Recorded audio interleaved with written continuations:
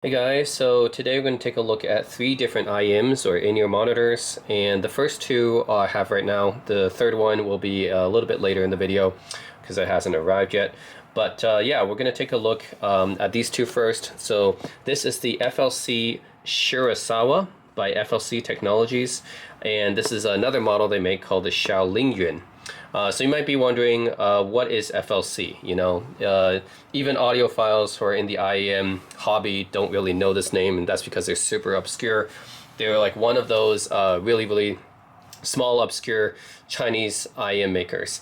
And they don't really make expensive IEMs, I would say, because the Shirasawa cost me around, I would say, $250 US, and the Xiao Lingyun cost me around $350 US. So neither of these are like especially expensive in the world of IEMs. I mean, IEMs can easily go up into the thousands of dollars if you're in this hobby. So I would consider both of these FLC IEMs, or just FLC IEMs in general, to be more on the low cost side, the affordable side. I think all their IEMs have been under $500 US. So yeah, 250 US and 350 US. Yeah, I'm going to take a look at these because honestly, I've never really experienced an FLC IEM before, and nobody really talks about it because they are really obscure and not really well known. But these are kind of new IEMs that they came out with. They've actually been around for a while.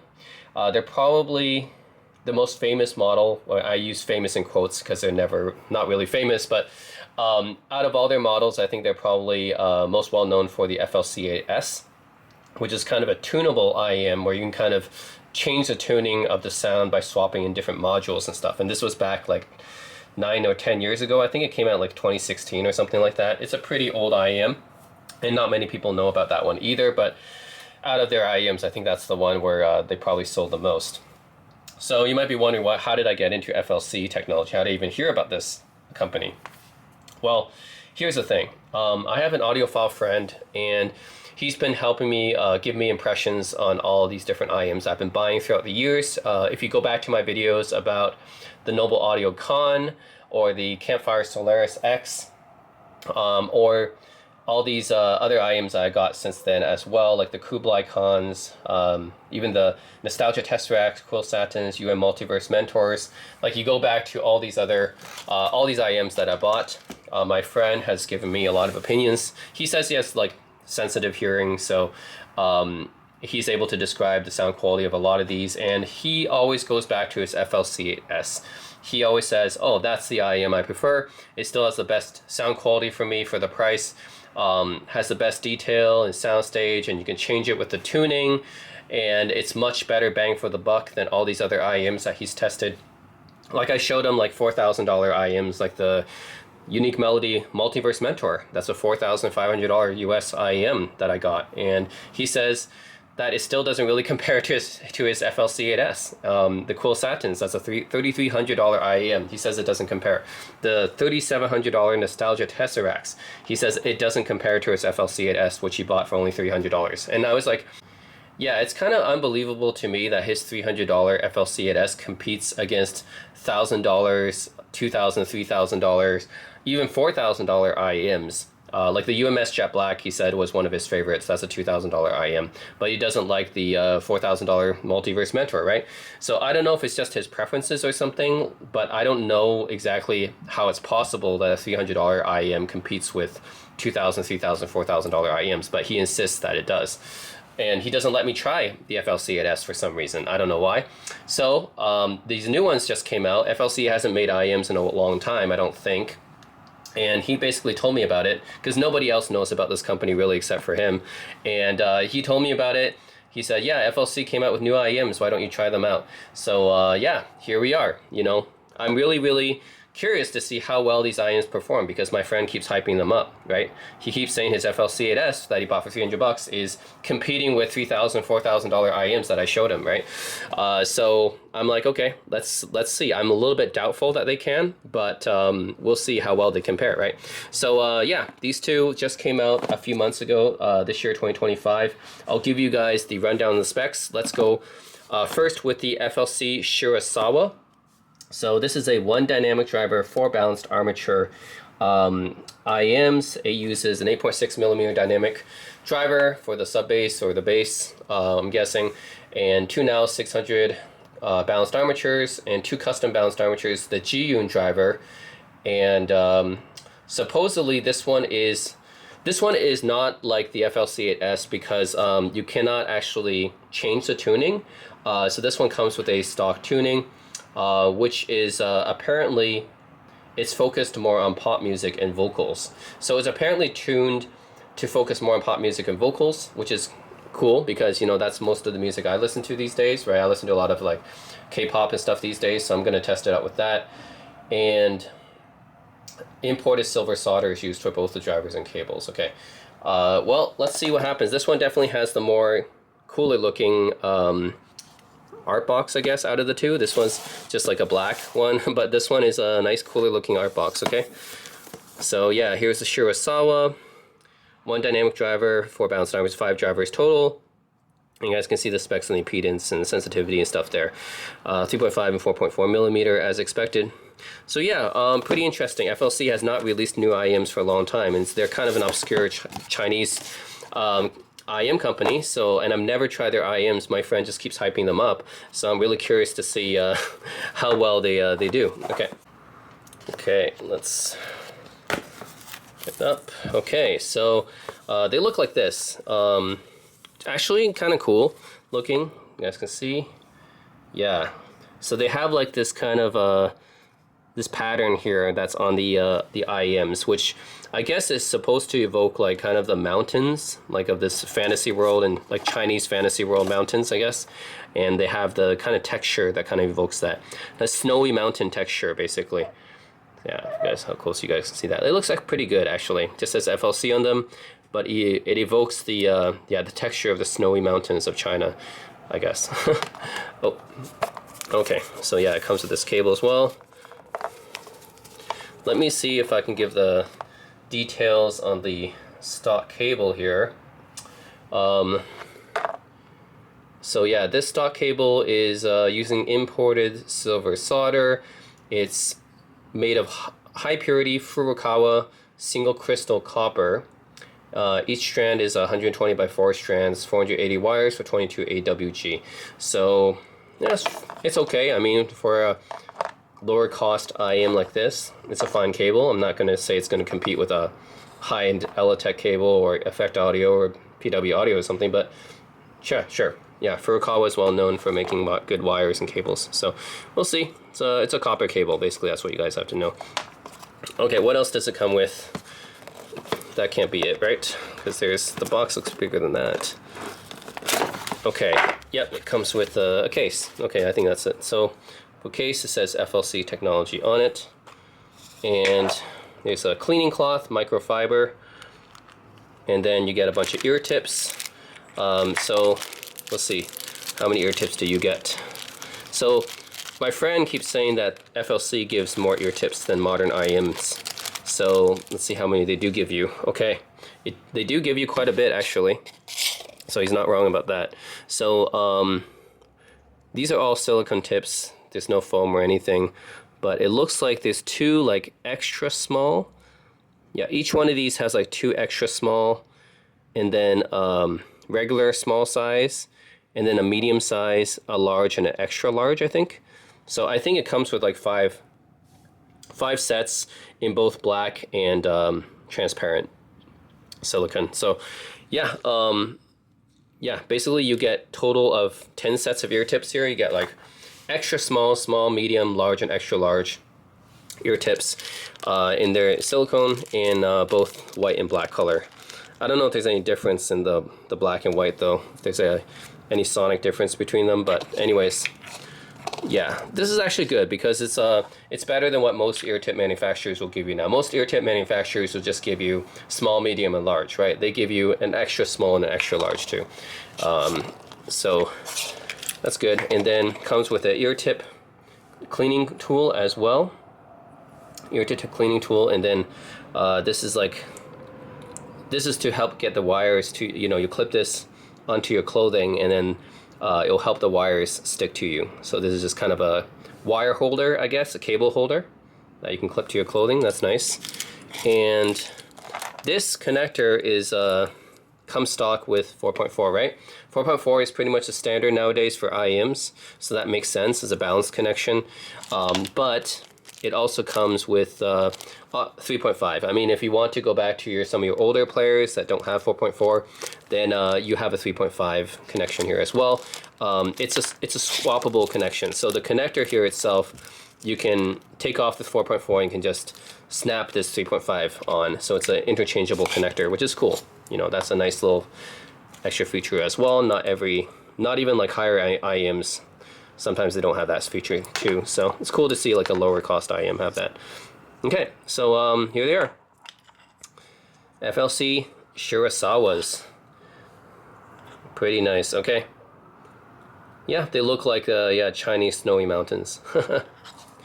Okay, so let's see if I can. I'm just gonna unbox this one and then the other one, and then I'll compare the two, and then we'll unbox the third one and then use that one as another comparison later on. Okay, so this is the second one here, and let me give you guys the lowdown on this FLC. So this is the FLC Xiao Lingyun. This one also has one dynamic driver, 4 balanced armature with tuning tubes. So this one, just like the FLCAS, has different tuning modules, I believe. Uses a biodiaphragm dynamic coil. The wires are 4-core silver, copper silver alloy, silver plated wire, and you get 4 different colored tuning tubes. So yeah, I think this one's a little bit more expensive. They say it's a simplified version of their flagship Lingyun. Okay, well, it's interesting. Biodiaphragm dynamic drivers produced by renowned Taiwanese acoustic company, which also supplies AKG. Okay, interesting. And it uses dynamic armatures, and then 2 nowels composite drivers for the mids, and then of course, wait, the mid bass is higher than standard. Nowels drivers without rear ports. The vocals are also relatively better. Okay. Yeah, so this one isn't specifically tuned for anything. Like the Shirasawa is tuned more for pop music and vocals. This one isn't specifically tuned for anything because you can change the tuning by using the different tubes, I guess. So yeah, it's a pretty cool thing. Let's check it out here. Okay, so I got this one in blue. You can also get it in pink color as well. So I chose the blue color though because I like blue better. Honestly, the motif here is yeah, you don't get the snowy mountains of the Shirasawa, but you still get a nice texture on these IEMs. Yeah, and I got them in nice blue color, so that's not bad. Okay, and the wire, again, this is a 4-core copper silver alloy silver plated wire. So it's okay. I mean, standard what you'd expect from an IEM around this price. Okay, let's take a look at the accessories here. Oh, come on. Okay, there. Okay, oh, this is all in Chinese. I'll take a look at that a bit later. Comes with the same kind of carrying case here, which is kind of this aluminum carrying case, same as the Shirasawa. It's okay for the price. Again, this is what you'd expect. Microfiber cleaning cloth again. This is the ear tip cleaner again, comes with this too. It's nice to include these accessories. Not every IEM has these. Like even higher end IEMs, some of them don't include this stuff. You get this one again, the clips, right? If you want to keep your tape cables untangled and separated and keep them close to your body, that's nice to have that.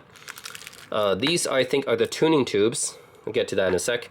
And you have the same assortment of ear tips, I guess. So you're going to get 5 tips for the black, 5 tips for the transparent silicone, and each of them are going to be extra small, small, medium, large, and extra large. It's going to come in 5 sizes. So that's nice. They give you more sizes than a typical IEM does for ear tips. Okay, so let's look at the tuning tubes, because this is the interesting thing about this one. Okay, so let's go over the different sound tubes. Each of them will impart a different kind of tonal characteristic on the IEMs. I got a translation here basically. So the golden tube right here is the vocal tube for closer, more emotional vocal sound. Then the blue tube is the bass tube for darker highlighting bass. Yeah, darker sound. Green tube is the treble tube for a brighter sound suitable for string instruments. And the gun color tube is the balance tube for a balanced sound. So basically what I'm hearing here is this one is going to be for mids because vocals are usually in the mid range. So you have a mid tube to kind of push forward the mids. Then you have a blue tube to push forward the bass. You got green tube to push forward the treble, and you got the gun color tube, which is essentially the neutral balance tube. Okay, I'm gonna listen to all these different tubes and tell you guys what I think. I think for my reference testing, I think it should be the gun tube, right? Because that one's the most balanced. So I might use that one as the reference tube. Okay, and it should be in here. Okay, yeah, oh man. This is pretty similar to what was on the FLC 8S, by the way. They have these interchangeable tubes and stuff. So yeah, you have the green, blue, black, gun color right here. I guess the one that's already installed on it would be the golden one, huh? Okay, so the golden one I think is already in here. And then you just have to install these ones, and you have to use a special tool to do that, I think. Which they should give you that as well. Okay. Yeah, so let's see here. I wonder if these cables, by the way, not sure if these are really 2-pin connectors or not. Let's see. Okay, so actually these newer FLC IEMs, they use a recessed 2-pin. So actually you can pull these out and you can see that it is indeed a 2-pin connector, but it's a recessed 2-pin connector. So I'm not sure if the aftermarket cables all work. Some of them might, but yeah, or they might work. You need a longer 2-pin, it seems, for these ones. So yeah, just keep that in mind if you do have aftermarket IEM cables. Yeah, this one is a bit of a recessed 2-pin, which might work, yeah, but depends, I guess, if the cables are long enough, or the pins are long enough, I should say. Okay, so I took off the ear tips, and this is how you change the tuning. This is actually a bit easier than on the FLC 8S, because the FLC 8S, I think you need a special tool to do it. You do not need a special tool on the Xiao Lingyun to change out the tubes. Well, basically, you can just use your thumb, right, and just kind of unscrew it like a screw. So it's almost like a screw, right? You take it out like that. So these are the golden tubes, right? You take it out, okay, like that. And say I want to install like the balance tube, right? So basically I'll just take it out like this.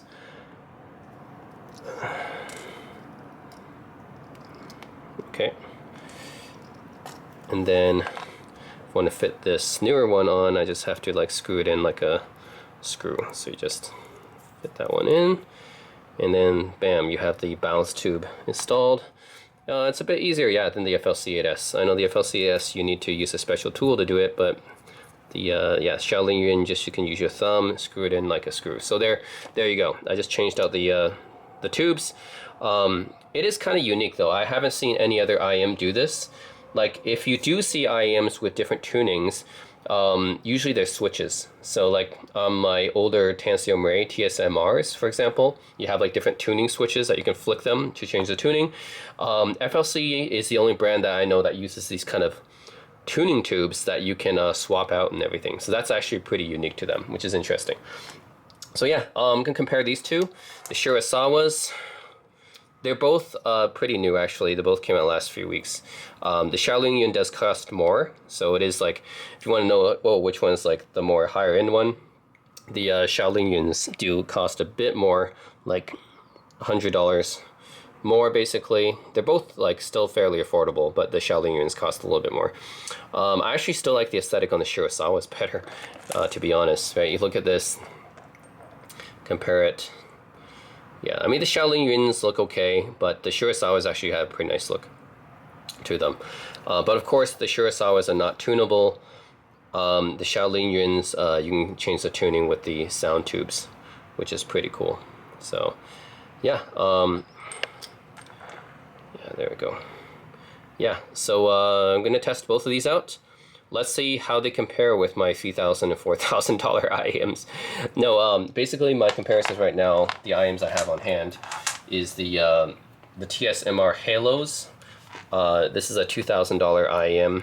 I did a video review on a couple, maybe like a week ago I did it. Yeah, so these ones are $2,000 IEMs. They're very, very vocal focused. So really nice vocal IEMs, good for mids. and compare against that. These are $2,000. And oh yeah, the Vortex. This Vortex Nadia cable costs more than both of these put together, which is crazy. Both of these FLC IEMs put together is still cheaper than this cable from my IEM, which is kind of crazy. And then I have my $3,700 Nostalgia Tesseract, which I've had for a few months now. Yeah, test against this too.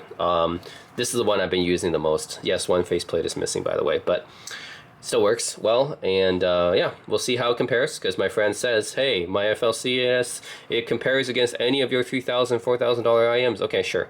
Okay. We'll see how much his words holds true, because I never tested his FLC, so I don't know. But now that we have these newer ones, which in theory should be better than his FLC 8S because they're newer, right? We'll see how it compares. And yeah, and then we'll have another IEM to unbox after this, and we'll compare that one as well. So stay tuned, guys. Okay, so I've listened to both of these FLC IEMs. I'm ready to give you guys my subjective listening impressions. Now keep in mind, everyone's ears are different, right? Everyone hears a bit differently, but this is just going to be from what I heard. And I'm going to be using, yeah, the stock cables. Basically, I did not change the cables on this. The tips, I did not use the stock ear tips for these. I use the Tangsu Sennheiser Nobles. So these are aftermarket ear tips, and the reason is just because I use them on every other IEM. So my point of reference when I'm A/Bing them against other IEMs, since I'm using the same ear tips for all of them. So I'm basically, yeah, I'm using those ear tips. So just keep that in mind. I'm not using the stock ones. I'm using the Tangsu Sennheiser Nobles, just because I used every IEM I use those ear tips on. The source that I'm using is the Lotu Poggle Touch. This is a $3,000 DAP or digital audio player, and as a AKM 4497 in it. However, it sounds pretty reference and neutral. The reason I use it when it's just because this is my daily driver digital audio player. It's fairly neutral, doesn't really color the sound too much. At the same time, it's fairly enjoyable to listen to. It's not like too analytical sounding like the Aston Kern DAPs usually are. So I prefer using the Lotu for playing music. So yeah, it's a pretty high-end digital audio player and a fairly neutral and revealing source. So this is what I heard using yeah, just going through these two IEMs and comparing them against my other ones. So let's talk about the Shirasawa first. This is the cheaper one. It comes in at $250 US originally, right? So this is actually a pretty impressive IEM for the price. It does say that it's tuned towards pop and vocal sounds. So basically, if you're listening to more pop music or vocal music, then these sound really good. That's the main genres I tested it with anyways. So I've been listening, yeah, to a lot of pop music and ballads and stuff like that. And these really shine when it comes to those. So this, I would say the tuning is a bit W-shaped, and it's fairly well balanced when you think about that. So when I think about W shape, I think about, okay, this thing has a bit of an elevated bass structure. Treble's slightly pushed and elevated as well, and the upper mids are slightly pushed and elevated. That means that it's fairly good for pop tracks, especially with female vocals, and also good for energetic tracks as well. So this is a fairly balanced sounding IEM, I would say. It's not neutral or anything, but yeah, I would say it's really good for energetic music or vocal music. It's good for both because it's got that W shape on it.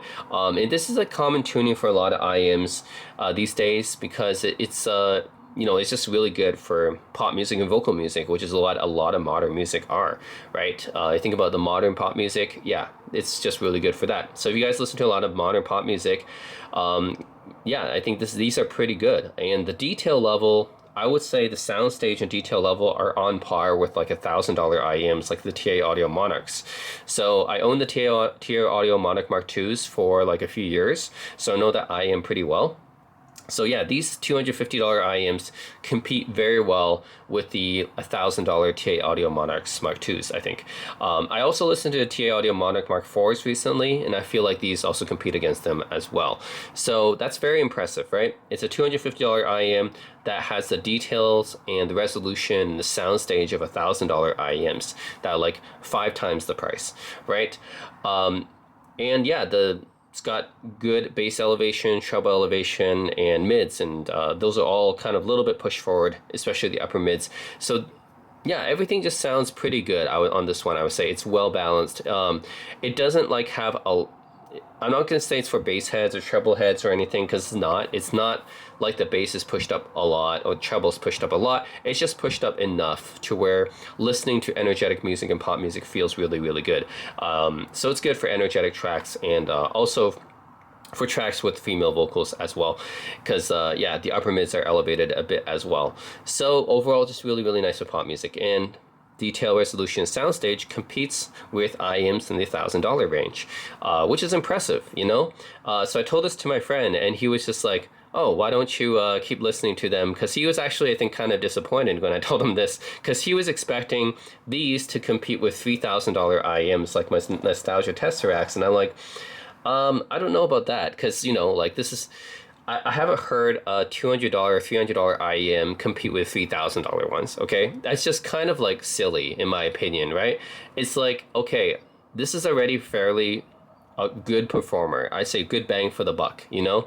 But I think in his head, because his FLC8S competes with $3,000 IEMs in his head, but I just don't think this is the case, you know? I know I've never tried his FLC8S, but I just don't think that's the case. Like, how can a $300 IEM compete with a $3,000 one, right? That's just unrealistic to expect.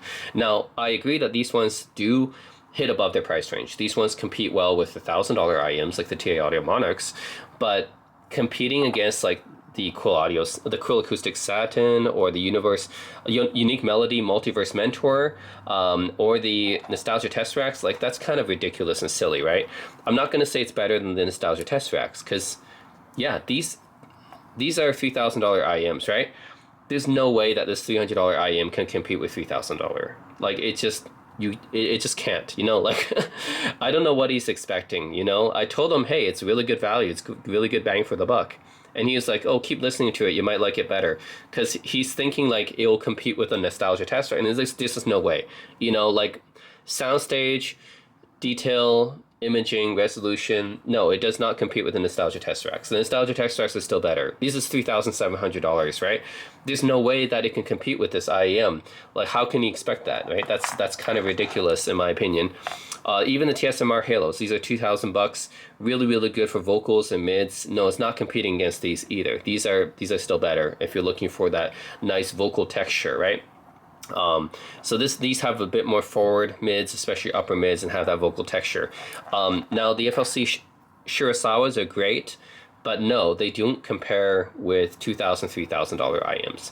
These are $250. You got to be realistic, right? I don't think my friend is being realistic in that aspect. He thinks that it will compare with like $3,000 IEMs, $4,000 IEMs. No, like if that was the case, then you know everyone who's in this hobby, like why would they buy those expensive IEMs, right? There's like, it's not just all snake oil. I get that they're overpriced. I'm not saying that's it's not overpriced. I know that the IEM industry, this hobby, is full of IEMs that are just way too expensive and really, really overpriced, thousands of dollars. But that doesn't mean that you can just buy a $200 IEM and it'll just compete with any in-game IEM. That doesn't, it's overpriced, but it's not that overpriced. You know what I mean?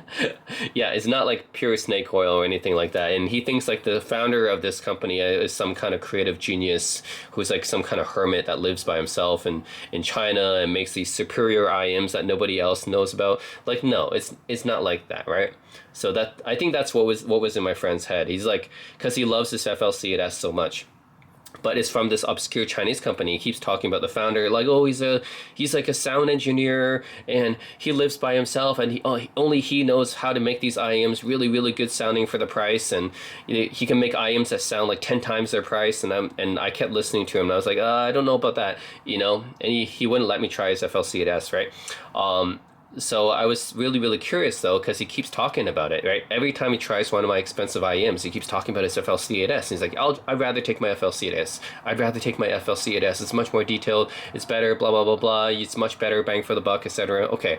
So finally got these newer FLCs, right? The Shirasawas and the Xiao Lingyuns. And I was like, okay, these better live up to the hype that he's talking about. And, you know, I wasn't really expecting them to compete against $3,000 IEMs. And they don't. Like, you just can't expect it to, right? Like, I don't know how you could say, oh, it's just this one guy living in a cave somewhere in China that he knows something that other people don't, and somehow he knows the secrets of making IEMs 10 times that sound like 10 times their price. No, like there's the IEM industry is super competitive, right?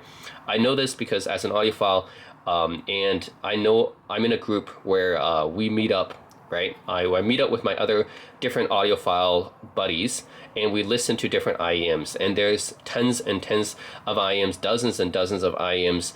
There's just so many players in the IEM market these days. Like, it really exploded after COVID. I probably listen to maybe over 80 IEMs at this point in time, and I'll probably listen to more in the future. Like, there's just so many different IEMs that keep getting released by different companies. Like, everything from, I would say, the cheaper $50, $100 IEMs, like the KZs, the Shozis, the 7 Hertz, the Kiwi Ears, right? The Dunus, the Moondrops. I've listened to all these. So Let's Shower, all these cheaper IEMs. I've listened from all the way up to like $6,000 Subtonic Storm or Aureolus Traily, right? These are $6,000 IEMs. So like, I'm talking about $100 to like $6,000. I've listened to the whole range, right?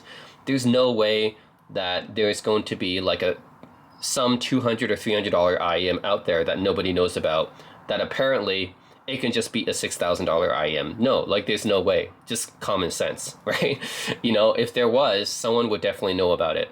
That's not the case with FLC, right? It's like, I don't know what my friend is thinking, but no, it's not like there's some secret, guy who's running this company who figured out some kind of secret sauce that nobody else did in the industry, and somehow he's able to make his $300 IEM sound like $6,000 ones. No, there's no way, right? So anyways, that's not to say these aren't great. These are actually pretty good, the Shirasawas. They're quite good value for the price. They'll compete with the $1,000 IEMs, even though they're $250. They're not going to beat $3,000 or $6,000 IEMs, no way.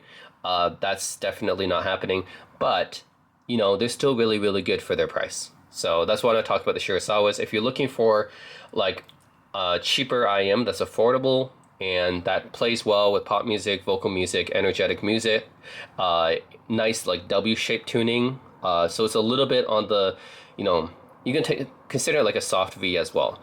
It's fairly balanced sounding, but still pretty good for energetic music and vocal music, then yeah, this is pretty well tuned, Actually reminded me of my TA Audio Monarch Mark IIs, which are not exactly neutral, but they're kind of U-shaped, but it's like good, it sounds just good. It doesn't sound like the treble or the bass is pushed up too high. It doesn't sound like anything's overly pushed up or elevated too much. And it doesn't sound like anything's really recessed either. It's just overall well-balanced in terms of tuning.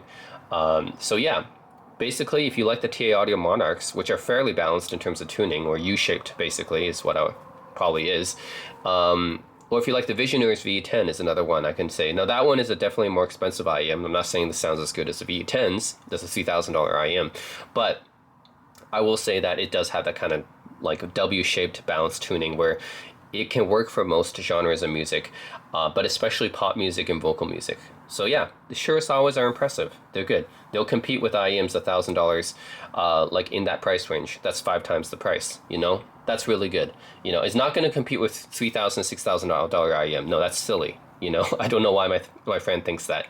But it will compete with IEMs in the $1,000 price range, which is already pretty impressive in my opinion. So I guess you can call the Shirasawa's kind of a Harman-tuned IEM, if you will, because it's got that that W shape, which is like bass elevated, upper mids elevated, treble elevated. That's fairly common, I would say, among some IEMs today. Like, it's a very mainstream tuning, and it works for this IEM because it works well for pop and vocals and stuff. So overall, I think the Harman tuning is good. It's executed very well in this IEM. It's not something like I would want to have on all my IEMs, but if you're listening to pop and vocals and want something very fun sounding, balanced sounding without being too much, then I think the Harman style tuning that's on the Shirasawa is good. It's compared to like a more neutral style IEM, Like, say for example, the UMS Jet Black is a fairly neutral style IEM, I would say. Still well balanced, but definitely does not have the pushed up bass and treble and upper mids like this one does. So yeah, it's not going to be for people who are looking for something more like neutral, flatter, or reference, but for people who are looking for something fun and engaging for yeah, for pop and vocals, I think this is a really nicely tuned IEM for that. So yeah, that's the Shirasawa's. Then I have the Xiao Lingyuns, which cost more. These are $350. So you might be expecting these to be better, right? Because the Shirasawa is actually pretty impressive at $250. It competes with the $1,000 IEMs, right? The Xiao Lingyuns, I'm definitely more polarized on these ones. Now, these ones are tunable, right? So it comes with this little container where you can swap out the tubes, right? And this is something that FLC is known for. You can swap out the different tunings. It came with this golden one, which is for vocals, and then the bass one, and the treble one, and then I have the balanced one on here right now. I tested all of them. Basically, yeah, what this will do is, like on the balanced one, of course, as you would expect, right, the tuning is more neutral and balanced. But when you switch these out, the vocal one will increase the mids, will push the mids forward. The bass one will push the bass forward, and the green one treble will push the treble forward. It's not going to drastically change the amount of detail that you get out of the IEM or the resolution or soundstage. The technicalities are not going to be affected. It's just whatever frequencies. Some are going to be more forward than others. So if you want mid forward, bass forward, or treble forward, these are your different options here. So it doesn't drastically change the IEM or anything. It shouldn't, because it's just changing out the nozzles essentially. But it will have like a, just whatever frequency that you want to be more forward, then you can change it out. I mostly listen to the balanced one, right? Because it's like, okay, this is supposed to be the neutral sounding one. So nothing is like really too pushed up or recessed. So I spent the most time listening to this one with the balanced tube, because I feel like that one, nothing's too recessed or pushed up. Well, it shouldn't be anyways, because it's the balanced tube, right? So I feel like that's the most referenced tube. So anyways, I listened to the one with the balanced tube the most. I don't feel like the Xiao Lingyuns overall as good as the Shirasawas. The cheaper $250 Shirasawas, it just sounded good out of the box. Whereas the Xiao Lingyuns, I think they needed to be broken in. And you might not believe that, because some people might be like, oh, why do IEMs need to be broken in, right? So this is 4 balanced armatures, 1 dynamic driver. The dynamic driver on some IEMs might actually need to be broken in, because it is kind of a moving part, right? Balanced armatures don't. Those don't usually change after listening time. But yeah, the dynamic driver I think needs to be broken in more. Because at first, when I listened to this, I was like, this is like unlistenable. There's almost no bass on it. The treble is very peaky and harsh. And everything sounds kind of veiled. So yeah, it just sounded very, like, not very good, basically. So I told this to my friend, and he said, okay, why don't you break them in for a bit? So I looped it over on my digital audio player. I left it on for a night. For about 16 hours, I had the music looping on it.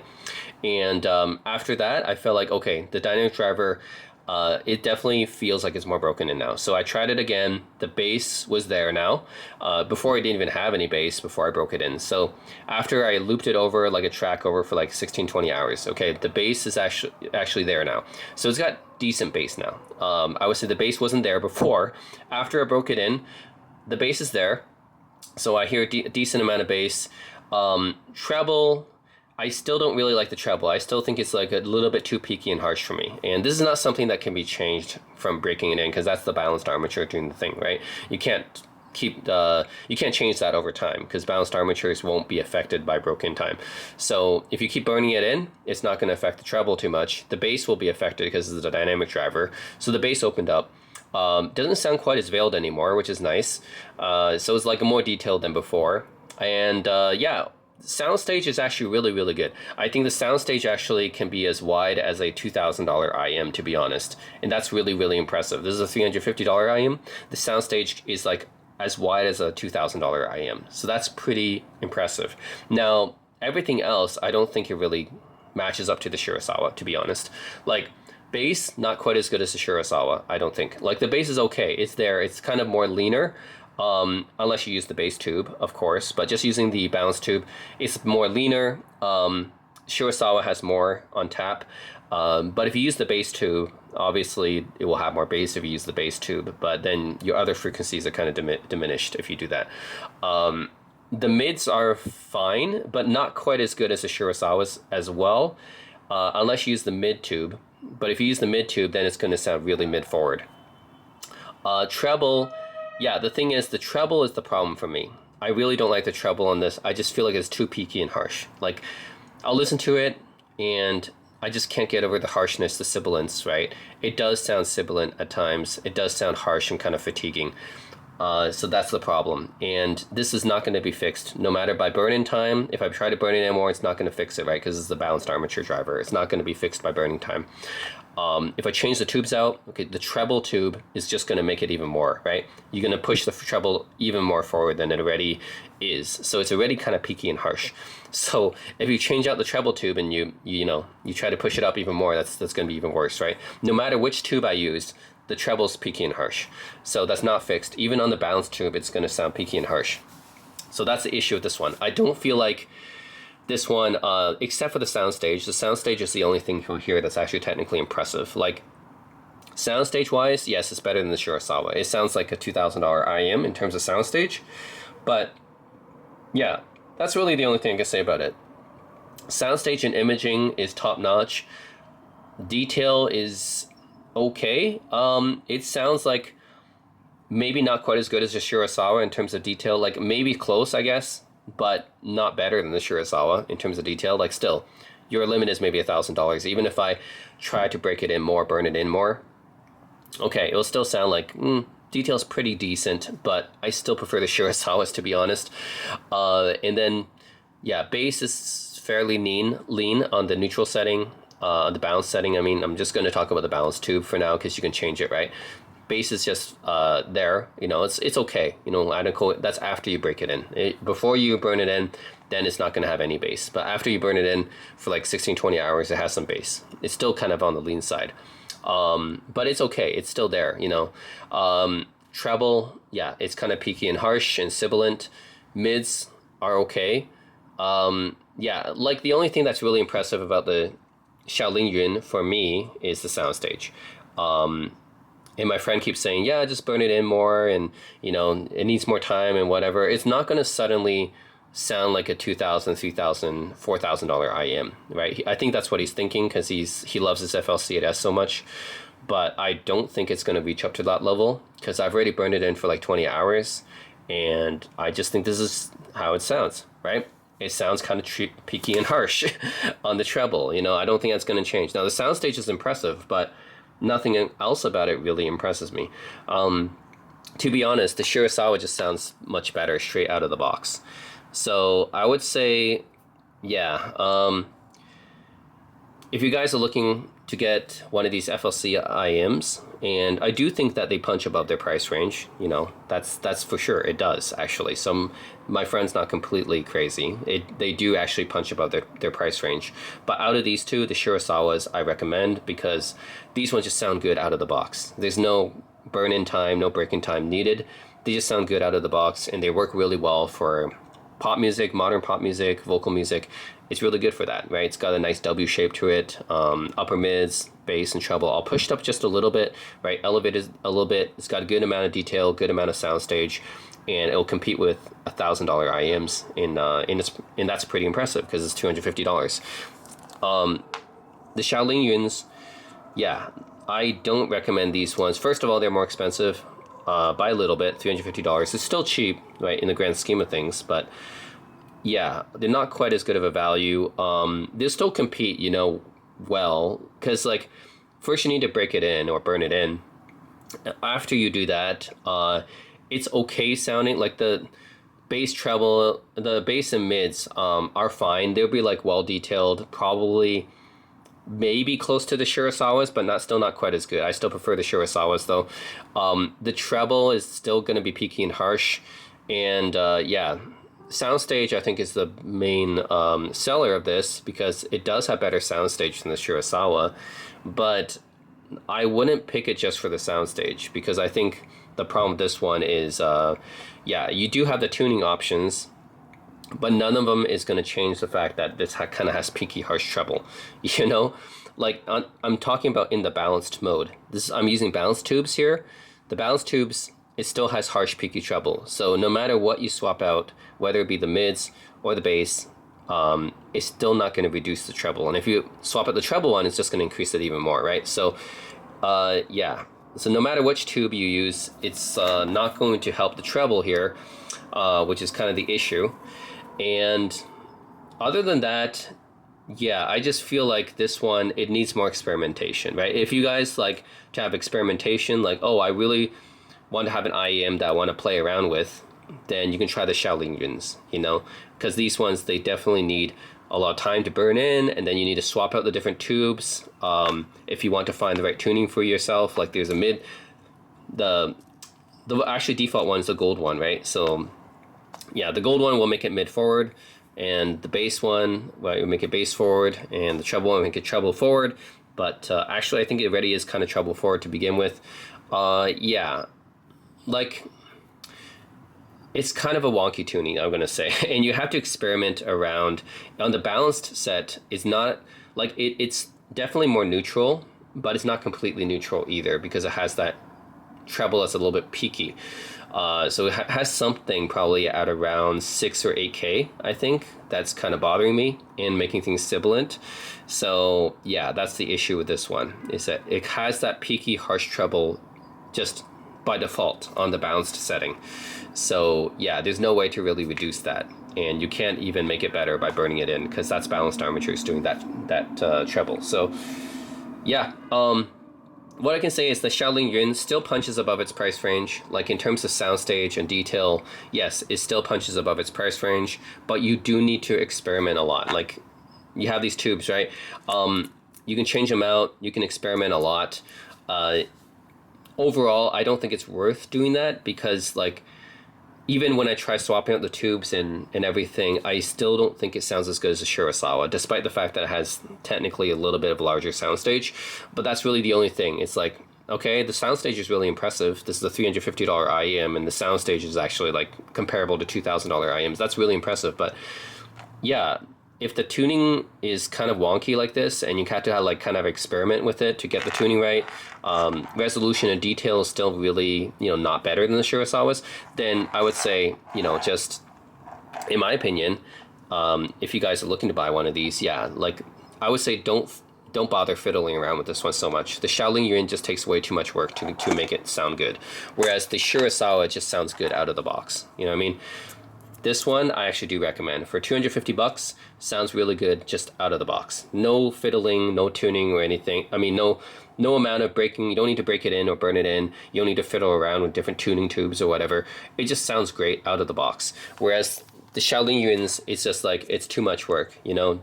You gotta break it in, you gotta fiddle around with the tuning tubes, and even then still might not sound as good as the Shirasawas. So yeah, out of these two, I'd pick the Shirasawas, but both of them kind of punch above their price range. So my friend's not wrong about that. They are good bang for the buck. They're just not, you know, in his mind, they compete with any IM on the market, and I just don't think that's true. You know, in his mind, he thinks the FLCs compete with, you know, any expensive IM on the market, $6,000 or $5,000 IMs. No, I don't think it does. That's kind of delusional to think that. I will say that they do punch above their price range. You know, it will go up to maybe around $1,000. It can compete with $1,000 IMs, and that's pretty impressive. You know, it'll compete with $1,000 IMs, sure, but don't expect it to compete with, you know, like Endgame IEMs, Summit Phi IEMs. Like it's not going to compete with the Trail. It's not going to compete with Subtonic Storm. It's not going to compete with Seventh Acoustics Asteria, Forte Macbeth, Unique Melody, Multiverse Mentor. Is not going to compete with those IEMs, right? Like that's kind of delusional to think that. Like those are some of the best IEMs on the planet, in my opinion. Yeah, or Noble Kronos, right? No, those are some of the best IEMs on the planet. It's not going to compete against those IEMs. So I think he's kind of delusional for thinking that, but I will say they do punch above their price range. So at least there's that. It is good value. You know, you get IEMs that sound like, you know, maybe 3 times their price, or in this case 5 times their price, like that's pretty good, right? I don't think you can find many IEMs on the market that will sound more than 5 times their price. You know, like even the Hercules Audio Noah, that's one of the best value IEMs on the market. Even that doesn't sound better than 5 times its price, right? Or the Tongzu Tianpeng, that sounds like 3 times its price. These are some of the best value IEMs I've heard, right? There's no IEM on the market that will sound like an IEM 10 times this price. There's no way, right? The most I can get to is maybe, oh, this sounds like an IEM 5 times this price. That's the best it can do. I don't think there's any IEM on the market that will beat an IEM 10 times this price. There's no way. So anyways, that is my opinion on these. Even the TSMR Halos, right? In my review of those, I said that's 80% of Trelly. You know, Trelly's a $6,000 IEM. The Halos get maybe 80% there, and it's only $2,000. It's like, this is like 1/3 the price of Trelly, I think. So 1/3 the price of Trelly, you only get 80% there. Okay, it's not going to like be better than Trelly though.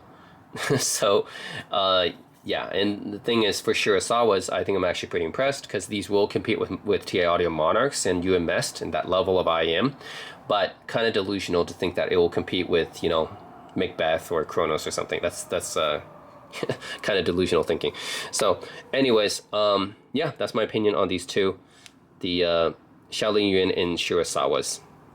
In my opinion, Shirasawa is the better buy here. Not only is it cheaper, it's just better out of the box. No amount of fiddling around required, whereas the Xiao Lingyun requires a lot of time to figure out, I would say, and even then is not going to be quite as good as the Shirasawa, in my opinion, except for the soundstage, right? And even then, the soundstage is like a little bit better. It's not like so much better than the Shirasawas. It's like a little bit wider than the Shirasawas, but not by much.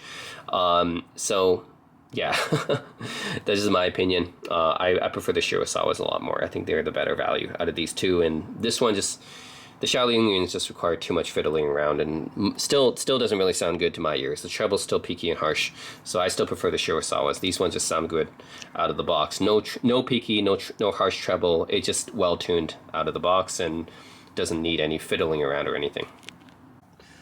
And I understand that there's diminishing returns in this hobby. Yes, I get that, right? Especially in the audiophile hobby. You buy speakers, you buy amplifiers, you buy headphones, you buy digital audio players, IEMs, whatever. I know, right? Diminishing returns, yes. Like, once you go up the ladder, hundreds of dollars to thousands of dollars, you're going to get incremental benefits as you go up the chain, right? Like, you buy like a $5,000 IEM. It's not going to sound twice as good as a $2,500 IEM or $2,000 IEM. It's all diminishing returns. So I understand that, okay? But it doesn't mean that there's going to be some IEM out there that nobody knows about that's $300 that's suddenly going to be like a $3,000 or $4,000 IEM, right? It's like, I know there's diminishing returns, but there's a limit. You know, they're still going to be incrementally better. So yeah, it's not like, I know they're overpriced, like in this hobby, right? We all know that there's overpriced headphones and speakers and whatever, right? It's everywhere in this hobby, right?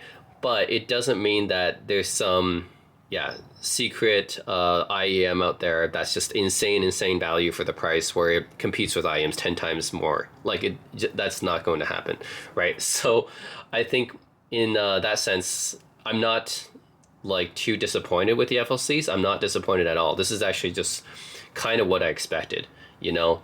After all, I've been testing so many IEMs, I've been around all the audio meetups. Like, usually bang for the buck IEMs, yes, they're out there.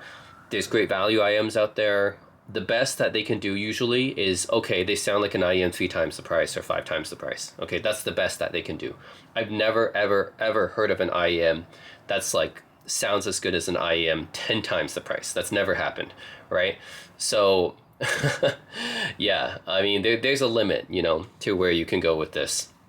So yes, there's diminishing returns in this hobby, obviously, but diminishing returns is still like, the IEMs that are thousands of dollars are still, like, they're still marginally better, right? They're still incrementally better than the previous IEMs. So yeah, there's just no way a $300 IEM out there exists that nobody else has heard about that somehow competes with $3,000, $4,000 IEMs. It's not possible. You know, that's what my friend is thinking. I know he gave his opinions on this, and I'll give later on this video, I'll talk to him about it too. But yeah, I don't think that can exist. Like, there's still like a limit there to how much you can do with these cheaper IEMs, right?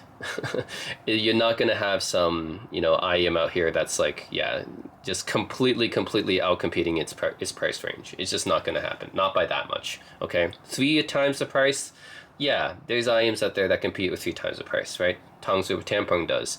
5 times the price even, right? Like these FLC Shirasawas or the Hercules Noah, you know? Sure, those IEMs compete way above their price range, but that's 5 times. I've never heard of an IEM competing 10 times, competing against other IEMs like 10 times the price. This is not possible. So, yeah, I would say that's about the limit of which value IEMs go. Yeah, let's show our S12 Pro, right? Another one. Great IEM competes with IEMs 5 times the price, you know? You can say that. I wouldn't say it competes with IEMs 10 times the price, though. It just can't. So, yeah, that's my thoughts on that. Yes, there's diminishing returns, but there's still like a limit to how much you can compete at, right? Like bang to the buck has a limit, basically, is what I'm talking about. There's stuff that's bang for the buck, but what my friend doesn't understand is that, yes, there's bang for the buck, but like there's still a limit to it. There's still a limit to what you can do with your cheaper stuff, you know? It's not going to suddenly compete with Summit 5 stuff, basically. Like there's great bang for the buck stuff out there, right? We know brands like Hi-Fi Man and FiO, their cheaper stuff can compete with things a lot more expensive. We know that, right? There's great bang for the buck stuff out there. But no, I mean, there's still a limit to it too, right? Like you can't just expect your $300 headphone or your $300 IEMs to like compete with stuff 10 times the price. You know, there's still a limit to bang for the buck, right? It's like bang for the buck means that yes, it can compete with things like 3 times the price, 5 times the price. It doesn't mean that you can compete with stuff that's in the Summit Fi tier, right? It doesn't mean that. I've never heard of something like that happening. All right, so this is the third IEM I'm going to be unboxing in this video and comparing it to the FLCs. This is the Sennheiser IE900. I thought about putting this IEM into this video because my friend actually said that the IE900, he's tried this before, is very comparable to his FLC 8S. So I'm like, okay, we'll see about that, you know? So I already talked about the FLCs, the Shirasawas, and the Xiao Lingyuns, right? Yeah, let's unbox the IE900 and compare it to see if he's right or not. So yeah, a bit about this IEM. It's Sennheiser's flagship IEM. Sennheiser, very high-end German audio brand, mostly well known for their full-size open-back headphones. But they also make IEMs, and the IE900 is fairly well respected, I would say. It's a successor to the IE800, their former flagship. It comes with just a single 9.2mm dynamic driver, which is interesting because, yeah, these days you have so many IEMs with multi-driver configurations, but Sennheiser keeps it simple with just one dynamic driver. And originally retailed for $1,500 US. You can get it right now, brand new, for about $1,000 US. Although I got it even cheaper than that. I got it for $600 US. And it was completely sealed and everything. So I got it much cheaper than the original retail price.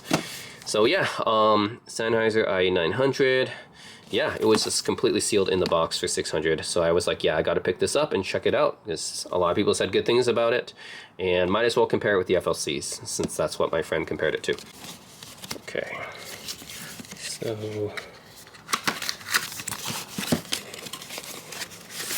okay, here's the box, and let's take a look. It's like this. Oh, here we go. Yeah, just like this. All right, the IE900, and I have serial numbers here.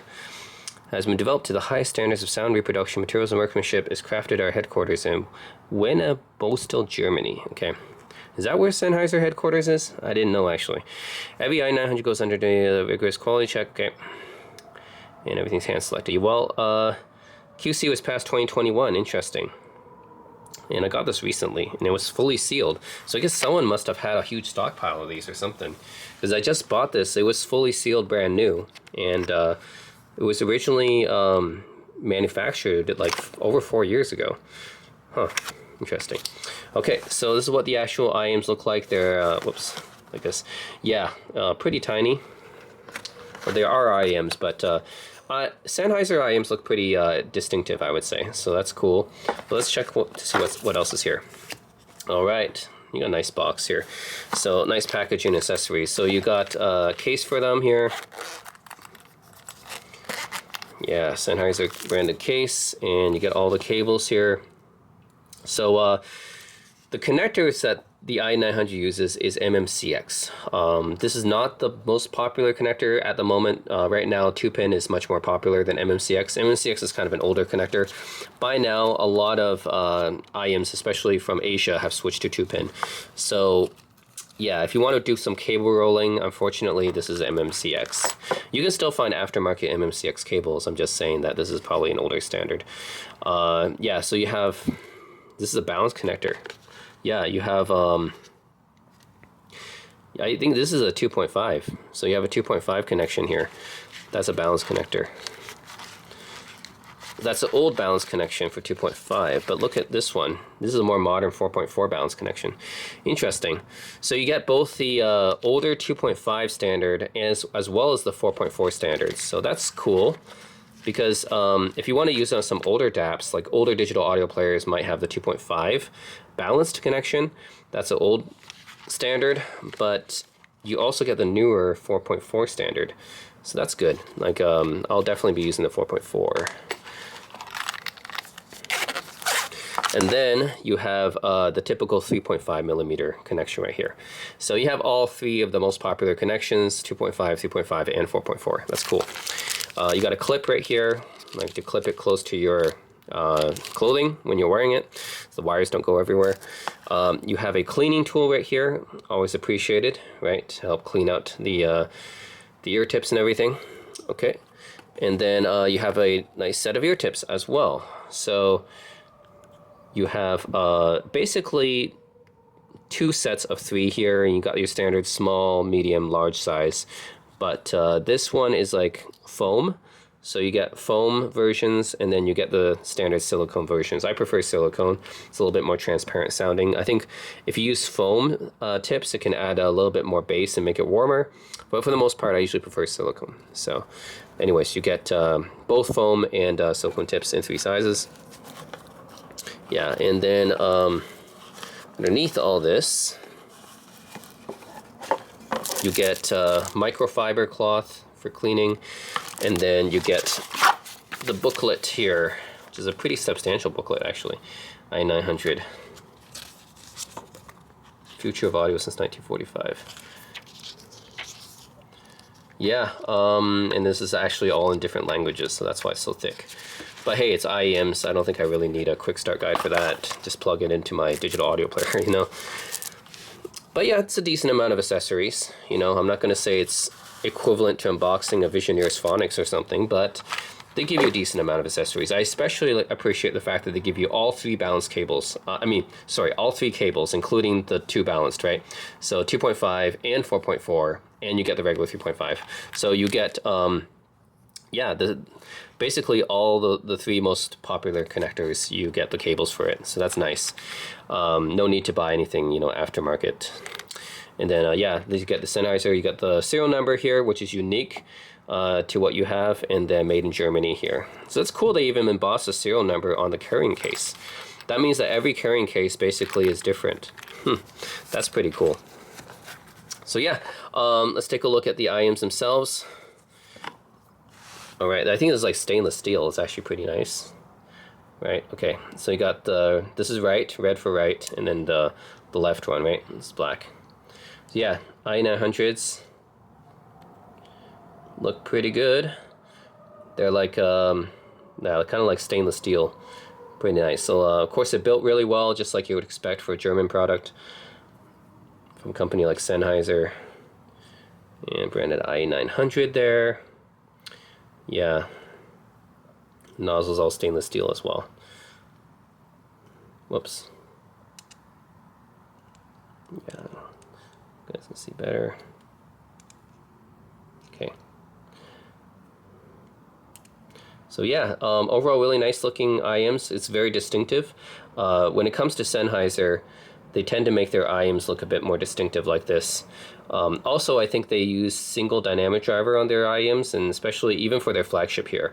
There are some other flagship, there's some other flagship IEMs that use a single dynamic driver, like the TX and Diamond that came out recently. I heard that was pretty good. Also, the Dita Perpetua and the Dita Ventura, those are pretty good as well. But for the most part, like you'll find like most flagship IEMs, they use multi-driver configurations, but single dynamic driver can have its fan base as well because of how cohesive it can sound. So, and it'll do bass pretty well because dynamic drivers always do bass well. So at least you'll get that. So yeah, I'm hoping to, I'm hoping to hear something good out of these because they've been kind of hyped, you know. So anyways, this is a IE900. A lot of people like it. My friend also liked it, compared it to his FLCs, and yeah, I'm gonna check them out. I'm gonna put the bounced cable on them, and then tell you guys what I think about them and compare it to the FLCs. So yeah, stay tuned, guys. Alright, so now I've used the IE900 for a bit, and I can tell you guys what it sounds like. This one's actually not very hard to describe. It's V-shaped. It's pretty clearly V-shaped. Like, that means that you have bass elevated and you have treble elevated, and the mids are a bit recessed. So yeah, pretty clearly V-shaped. Not bad though, you know, like it's not like to the point where it's too much or anything like that. Definitely, I think it's a fun type of sound signature. So if you listen to some energetic type tracks, then the IE900 will really shine. What really stands out to me about the IE900 though is the bass. So the bass is very well textured, and it's probably some of the best bass that I've experienced in an IEM, which is saying something because I've tried like probably over 80 IEMs at this point. A lot of the IEMs I've tried have balanced armature drivers when it comes to the bass, and a lot of audiophiles will tell you that balanced armature drivers, they don't do the best bass. Like, they'll give you some pretty solid mid bass sometimes, like the Visioneers Phonics, for example, has really nice mid bass, even though it's balanced armatures. The Unique Melody Multiverse Mentor, that will have some pretty decent mid bass, even though it's balanced armature drivers. A lot of other ones are just okay at doing the mid bass and stuff, but balanced armatures, generally speaking, they can't really do much sub bass. When it comes to sub bass extension, I haven't really run into any IEM with balanced armature drivers that can do sub bass well. When it comes to the IE900, you have the sub bass extension because it has dynamic drivers. In fact, it's only one dynamic driver doing everything. Very coherent sounding because of that. So yeah, you have the sub bass extension, but you also have pretty good mid bass as well. So yeah, overall, just some of the best bass I've ever heard in terms of both quality and quantity. Is not like overwhelming or anything, but I would say that the IE900 is actually, like, it's not, I wouldn't call it exactly a bass head IEM, but it will definitely satisfy bass heads. Let's just say that, you know, like it's not like it only does bass, but if you're a bass head and you love bass, the IE900 will definitely satisfy you. It's got it both in quality and quantity. So yeah, for those of you guys who aren't bass heads, it's still fine too. You know, it's not like it's only about bass. It's got a nice V-shaped sound signature. But overall, I would say compared to the FLCs I talked about earlier in the video. Let's see, the Xiao Lingyuns, like I said. Yeah, I just can't get into these ones. Like, when I listen to them, I think, okay, the only thing that's kind of above average about them is the soundstage, as I mentioned. But the rest are just, like, even though I burned it in for like 30 hours, I still just can't get into them because of the peaky treble. It still has that peaky treble, and it can't be fixed, you know? No matter what tubes I use to tune it, you can't fix that. Right? I'm using the balance tubes usually, but if it has peaky treble in the balance tubes, using the bass tubes won't fix it. And using the vocal tubes won't fix it. That just pushes up the mids. And obviously, you don't want to push up the treble even more. So don't use the treble tube. I don't know if you would ever use the treble tube because the treble's already peaky on it. So I don't think it can ever be fixed. The bass is better after you burn it in, of course. Like, initially, it didn't even have much bass. Once you burn it in for like 30 hours, then it actually has a decent amount of bass. But still, you know, I would think it's not like Still not as good as the Shirasawas, to be honest. And yeah, the only thing above average on it is the soundstage. So the only area where this would beat the IE900s is the soundstage, because I have to admit the soundstage is above average on the Xiao Lingyuns and would probably beat the IE900s on soundstage, but that's really about it. It doesn't really beat the IE900 anywhere else. So yeah, overall, I can't say the IE900s, like I overall can't say the Xiao Lingyuns can beat the IE900s. Like, the IE900s are just better in almost every way, except for soundstage. Now, when it comes to the FLC Shirasawas, these ones are still pretty good. As I said, these ones are just well-tuned and well-balanced out of the box. It doesn't have quite as much of a V-shaped sound signature as the IE900s. These ones are like a soft W-shaped, I would say, whereas the IE900s are more of a hard V shape. So these ones are fairly well balanced, and in terms of mids, these will actually have the advantage in terms of yeah, mids and upper mids. I think these ones are actually more forward because it's W shaped, and the bass quantity is there on the Shirasawas, but not quite as much as the IE900s. So you guys can think of this as these are pretty close, actually. I would put this in the same league. So, you know, my friend's not too far off when he said the IE900s are in the same league as the FLCs. These are actually pretty much in the same league. I can't say the Xiao Lingyuns are better, but the Shirasawas and the IE900s, these are pretty close. I would say they kind of play in the same league. The Shirasawas have a more balanced W-shaped sound signature and have better mids.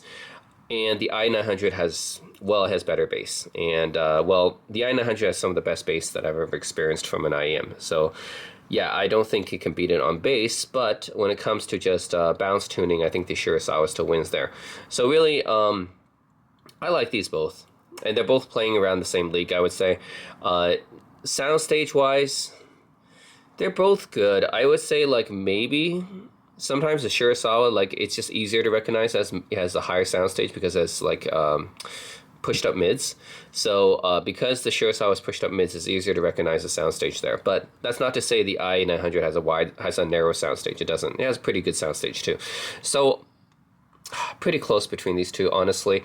It really depends on, like, if do you want to have a more balanced tuning with like slightly pushed up upper mids, then the Shirasawas are good because it's actually really, really good for not just pop and vocals. I know it's tuned for that, but it's generally just a good IEM, and it's fairly well balanced for most genres, to be honest. So Shirasawa, I think, is still the best all-arounder out of these. Yeah, Xiao Lingyun, it's like, if you really just care about soundstage, then sure. But it's like soundstage is like the only thing this thing has over the other ones, you know. But if you really is like, oh, I want to have widest soundstage, then sure. Xiao Lingyuns have like a slightly wider soundstage than the Shirasawas and the IE900s, but that's really about it. I really don't like the tuning on this because of the peaky treble. The Shirasawas, just well balanced for most genres, not just pop and vocals, but most genres. I think it just does well. It's got a soft, balanced W shape. So yeah, just really, really well tuned. But if you want to have a more energetic listen with better bass, then you can take a look at the IE900s. However, the IE900s won't have a mid push. They're straight up just V-shaped. They're not W-shaped. So they won't have any kind of mid push or upper mid push. So you will hear recessed mids compared to the Shirasawas. So just be aware of that. But if you do want to have the best bass, then yeah, IE900 is the way to go. It has amazing bass quality, texture, and quantity too. So yeah, not to say again, this is not a bass head IEM, but I do recommend it for bass heads. You know, it's like not strictly for bass heads. If you just want like an energetic sounding IEM with V-shaped tuning, then the IE900 will hit that for you. But I do recommend it for bass heads as well because of the quality of the bass here. So that's pretty much it. Yeah, keep in mind I did all my impressions using the stock cable. I'm actually not sure what kind of cable this is that the IE900 shipped with, but I'm using the stock cable. This being an MMCX connector, you can definitely swap it out for an aftermarket one if you want. But I'm using the stock cable to compare. But hey, I'm comparing using the stock cable for the FLCs as well. And then my source is the Lotu Poggle Touch, which is a $3,200 source. So I think it's a pretty high quality one, and it's a reference sounding one too. So it's not like it colors the tone or anything. So yeah, that's pretty much my impressions of the FLCs and the IE900. So yeah, I would say Xiao Lingyuns, again, not a fan of these. I know it's tunable and stuff, but I don't think that that's going to help it here. It's the no matter how much I burn it in, it's not going to fix the treble because the balanced armatures are doing the treble here, and that's not going to be fixed by burning it in. However, you do have to burn it in for the dynamic driver. So yeah, burning it in will fix the bass. So it does have good bass, like not. I mean, yeah, it's good. I guess it's decent.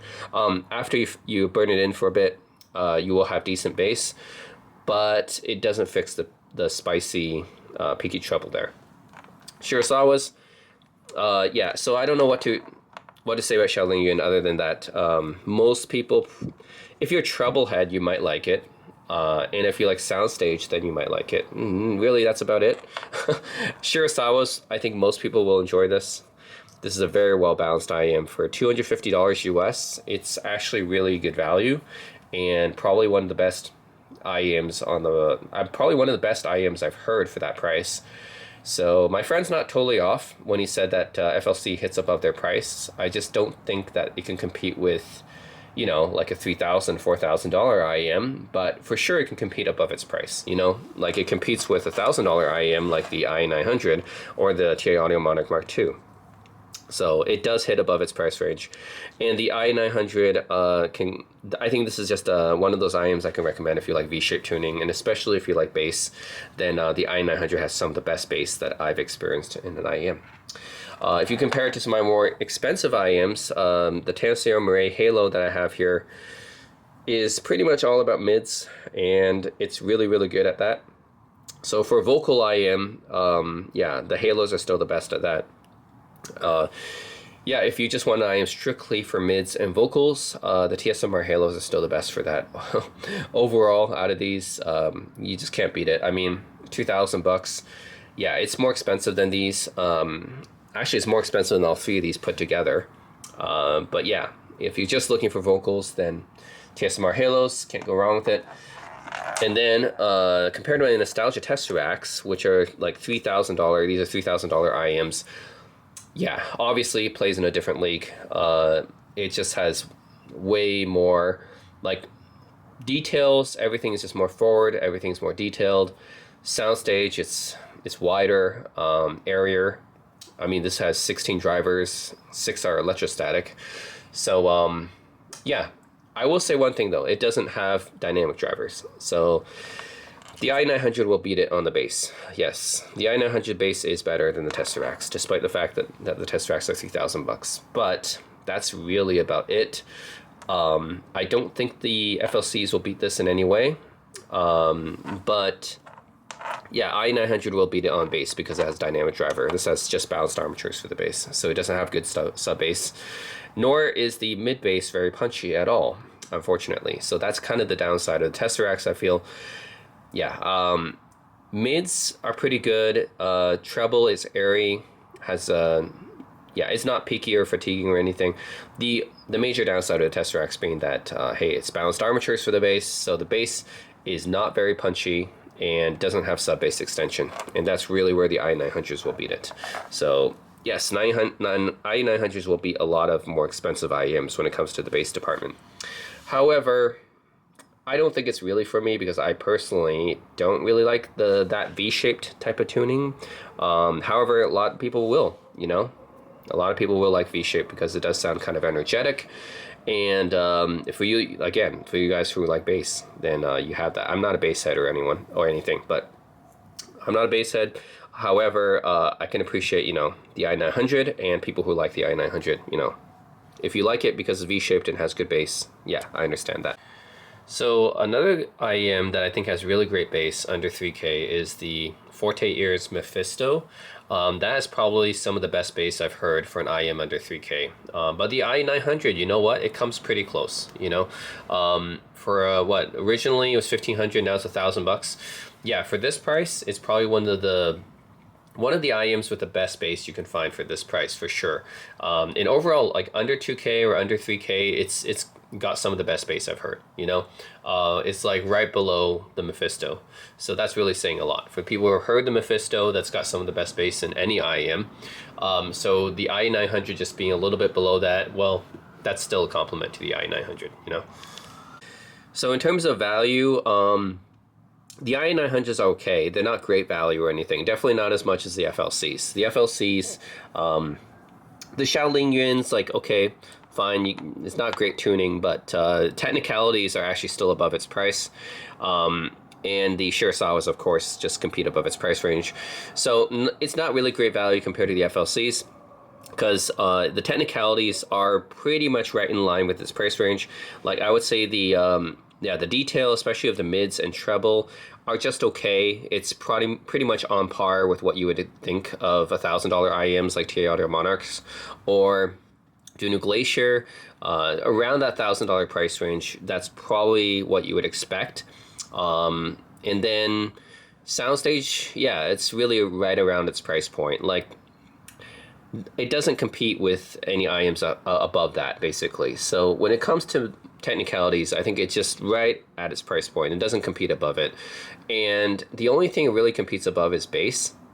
So yeah, like I said, compared to my Nostalgia Tesseracts, which are $3,000 IEMs, it can even beat it. So this thing, when it comes to bass, will compete with some of the best IEMs on the market, like $1,000, $3,000, $4,000 IEMs. If they use balanced armature drivers, especially, then this thing can probably beat it in terms of bass department. But yeah, that's really the only area where I would say that it's kind of above its price range when it's punching.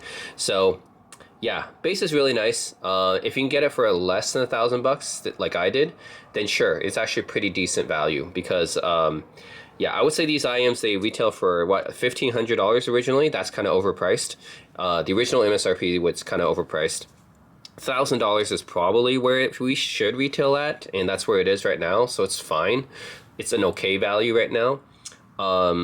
$600 is what I got it for on eBay. So if you get it for that price, then it's actually pretty good for its price point, especially for the bass. So if you guys, I think if I were to keep like an IEM just for like bass stuff, for for songs that have good, yeah, songs that have a lot of bass or energetic songs like EDM tracks and stuff, yeah, sure, this could be pretty good for that.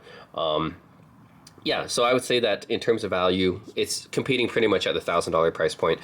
The only area where it does compete above, clearly, is the bass department. Really nicely textured, detailed bass. And yeah, that's really the only area where it kind of competes above and beyond. But everything else is just kind of right at the price point where it's selling at. So yeah, in terms of value, it's just okay, I would say. So one other thing about the IE900s, just so you guys know, it does use the MMCX connector, and this connector is known for being a little bit finicky to work with sometimes, especially if you're swapping out cables. So it is a very stable connector. So it's not like it's ever going to fall out of the jack or anything like that. But when you change cables and you try to pull it out, yeah, you got to be careful with that because it's pretty hard to do. You got to like put your thumbnail, actually, I would say is the best way, or your fingernail of your index finger in the little cracks when the cable is like meeting the connector, and then you try to like kind of force it out that way. Otherwise, you can risk damaging your IEM because the MMCX connector can be very difficult to work with when it comes to removing the cable. So just a FYI there. Again, I think Shirasawas are the real. These ones are fantastic value here out of these three. But yeah, that's pretty much where my opinions about IE900 is. Again, if you can find this for less than 1,000, and if you guys can find this for less than 1,000, you guys love your bass, then yeah, definitely check this one out. Another IEM around the $1,000 price range that I think that the FLC Shirasawas can beat is the Campfire Andromedas. Andromedas are a fairly popular IEM. Probably the most popular model of Campfire's line, and yeah, a lot of audiophiles are familiar with it. Well, the Andromeda has a more V-shaped tuning compared to the Shirasawas. Shirasawa's a W-shaped, but yeah, I prefer the Shirasawa's tuning, and I do think that technically it can be as good or maybe even slightly better than the Andromedas, to be honest. It's been a while since I heard the Andromedas, but from my recollection, yeah, I think I would take the FLC Shirasawa's tuning over it, and technicals are actually quite similar probably. So Yeah, I think the Shirasawas do compete in the 1K price range, despite the fact that it only costs $250. So it is actually quite good value. It can compete with TA Audio Monarch Mark IIs, or Mark IIIs or Mark IVs actually. And it can compete with Campfire Andromedas. You know, these are all around the 1K price range. So I do think that the Shirasawas do hit above their price for sure. Personally, out of the tuning, I prefer the Shirasawas the most out of these three. So yeah, that's it, guys. The FLCs, Xiao Lingyuns, and the Shirasawas. I'm not sure if anyone else on YouTube has even done a review on these because these are pretty obscure, from an obscure Chinese brand. But Shirasawas are a sleeper in my opinion because for $250 US, fantastically tuned, really well balanced, and sounds really, really good for its price. Like basically, it will compete on the $1,000 IEM price range for just $250. So really, really hits above its price, bang for the buck. Yeah, and then the Xiao Lingyuns. Yeah, if you really like that tunable part of it, and if you like soundstage, and if you like your treble, then sure. But it's not for me. And IE900, again, if you like your bass and you like your V-shape tuning, then yeah, this one's pretty good as well, but it's not for me. I think out of these three, I would pick the Shirasawas. So, that's it, guys. Let me know what you guys think in the comment section below about any of the FLCs or the IE900.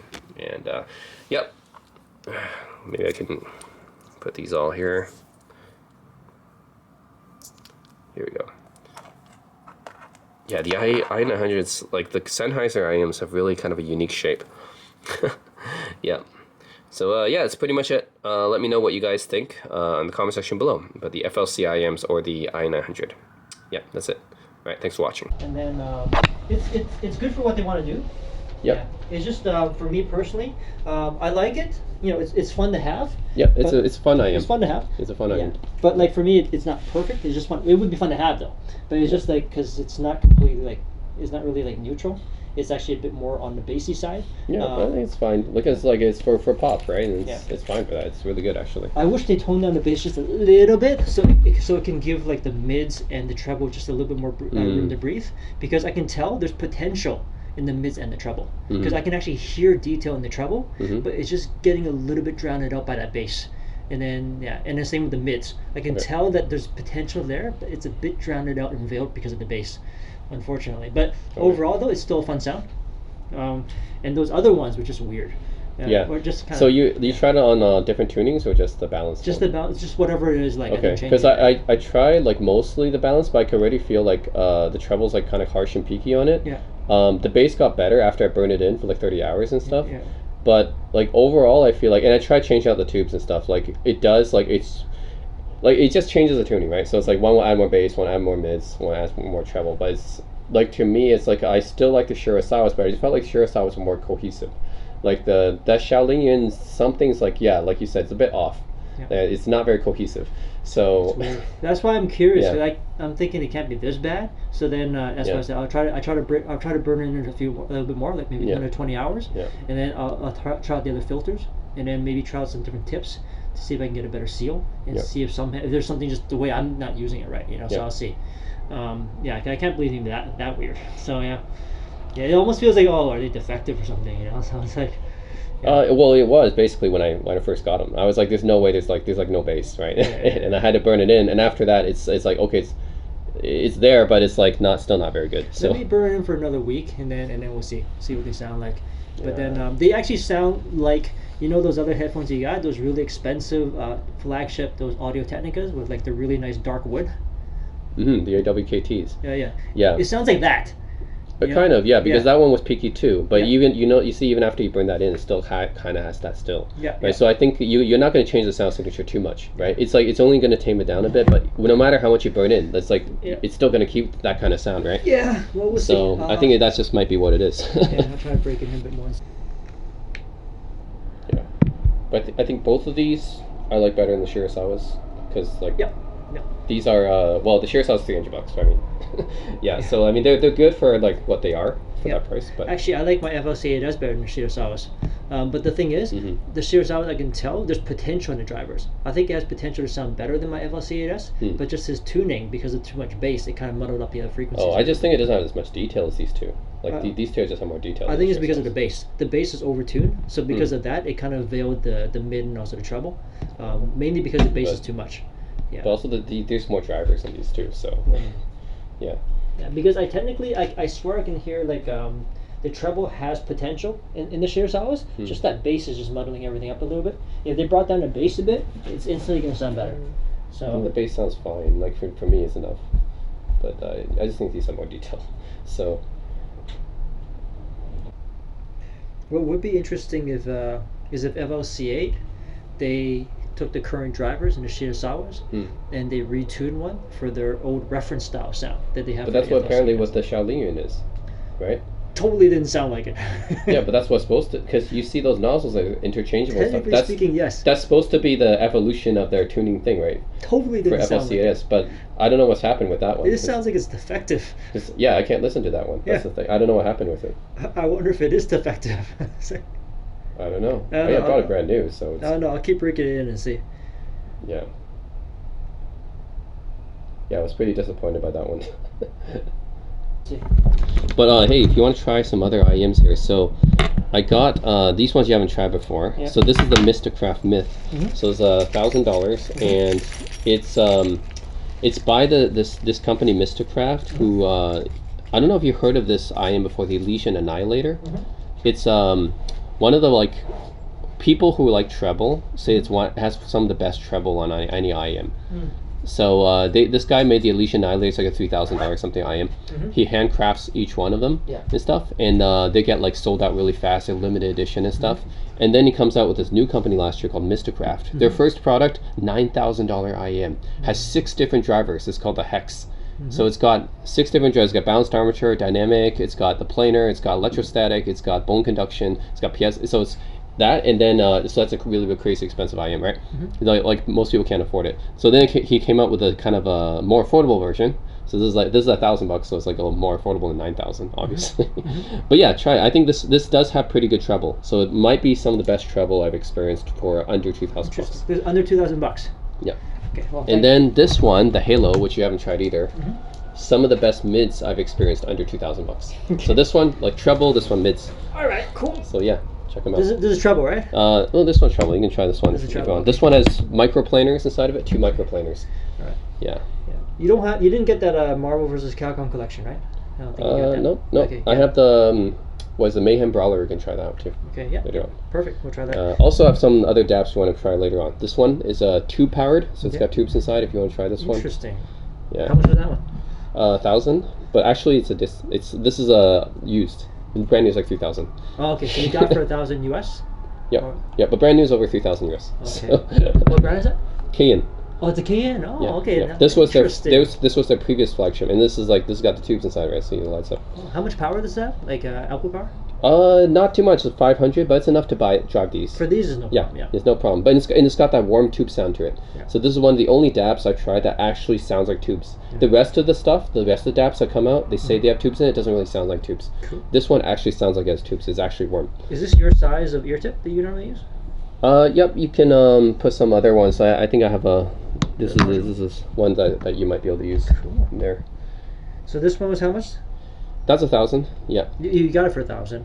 No, that's the MSRP. It's brand new. Okay, great. Yeah, it's actually hard to get. Like the thing is, these ones were sold out so fast, because the founder and stuff, he's like, he's well respected in the audiophile community. Yeah. So everything he releases gets sold out really fast. Yeah. So this Myth came out, it got sold out like almost instantly, and I managed to get one just before it got sold out. Interesting. Yeah. And in my my audio group, everyone says that this is like probably. It's like in terms of the detail soundstage stuff, it's probably more like 2,000. It's pretty good.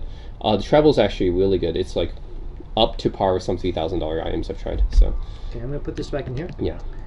But you might like it, since you like the Kublai Khan, right? Yep. You like the Kublai Khan, and I would say the signature's kind of there similar to the Kublai Khans, because it has forward treble, and it has the mids, as forward mids as well. The bass is on the leaner side.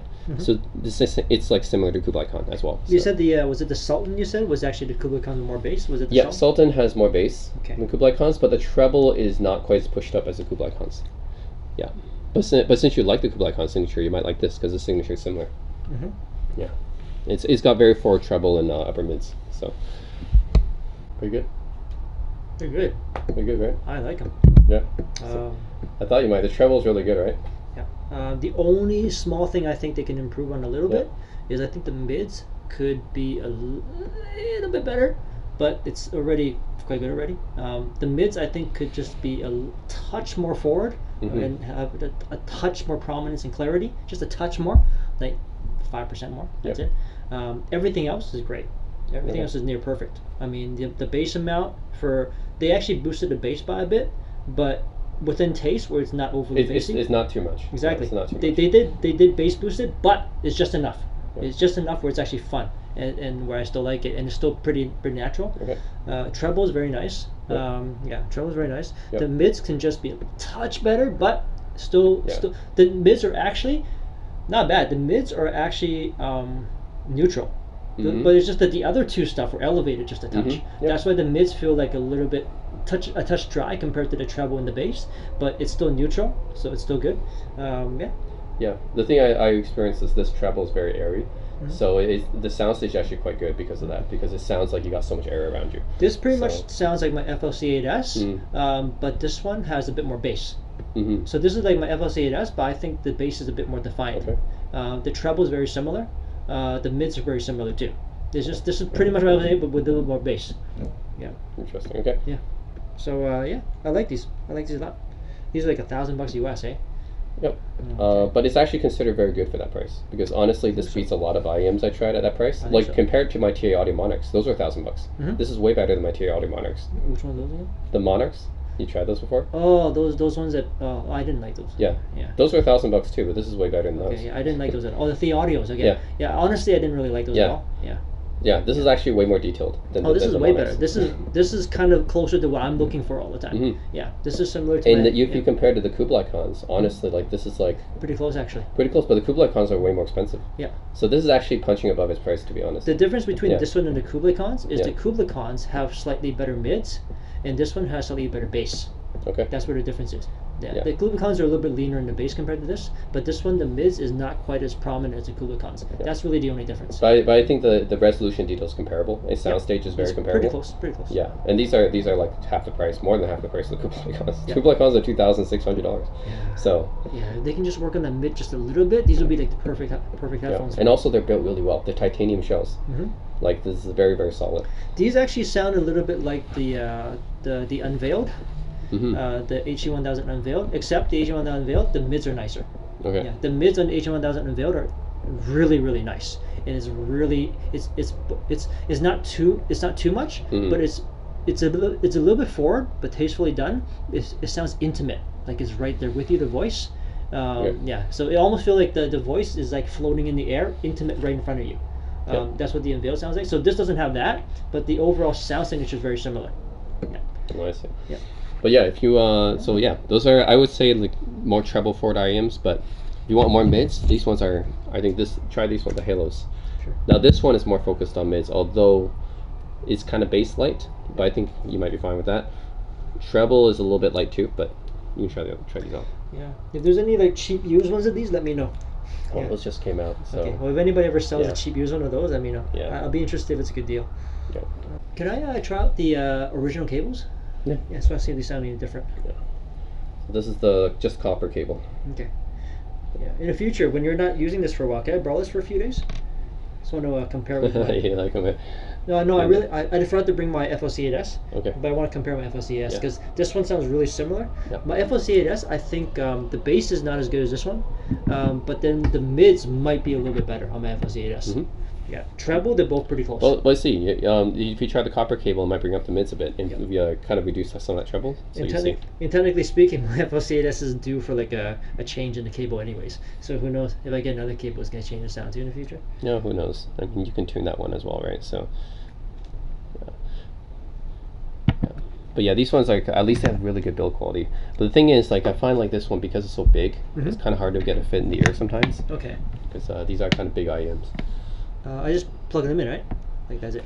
So which side is that? That's red, so I guess it's right. So this would be the right side. Really?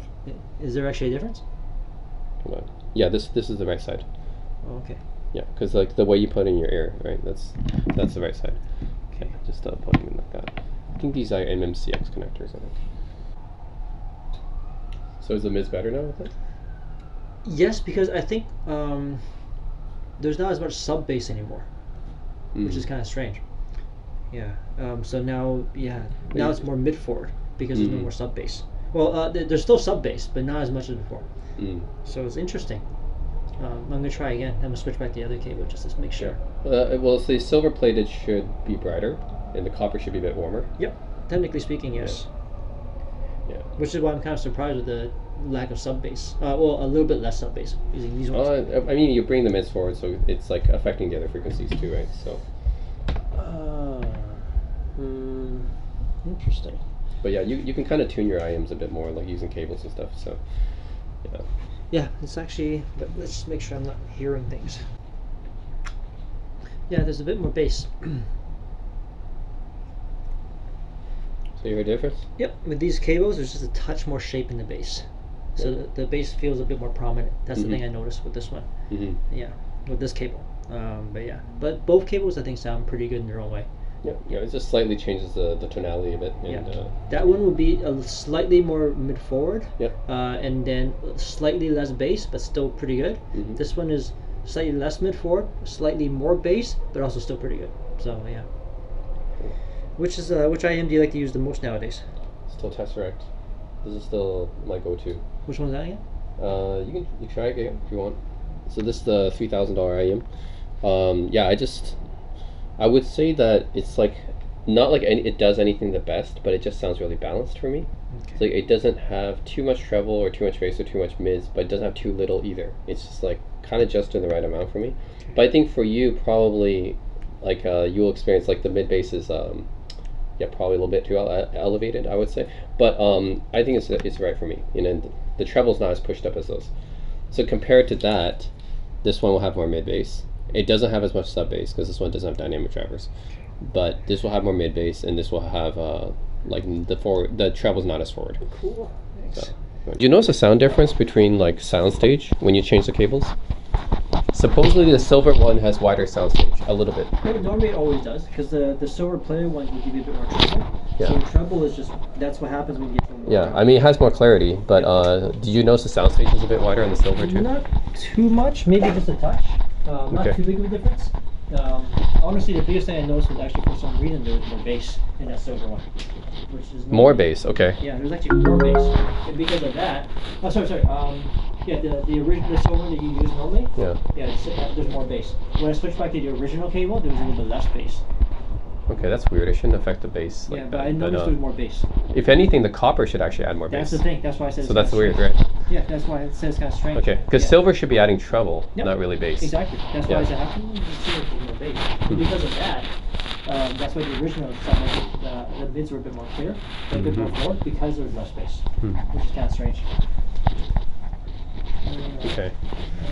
Yeah, the silver is actually an upgraded cable, so it's supposed to sound like a bit more detailed and more soundstage. Do you like that better than the Kublais? Which one?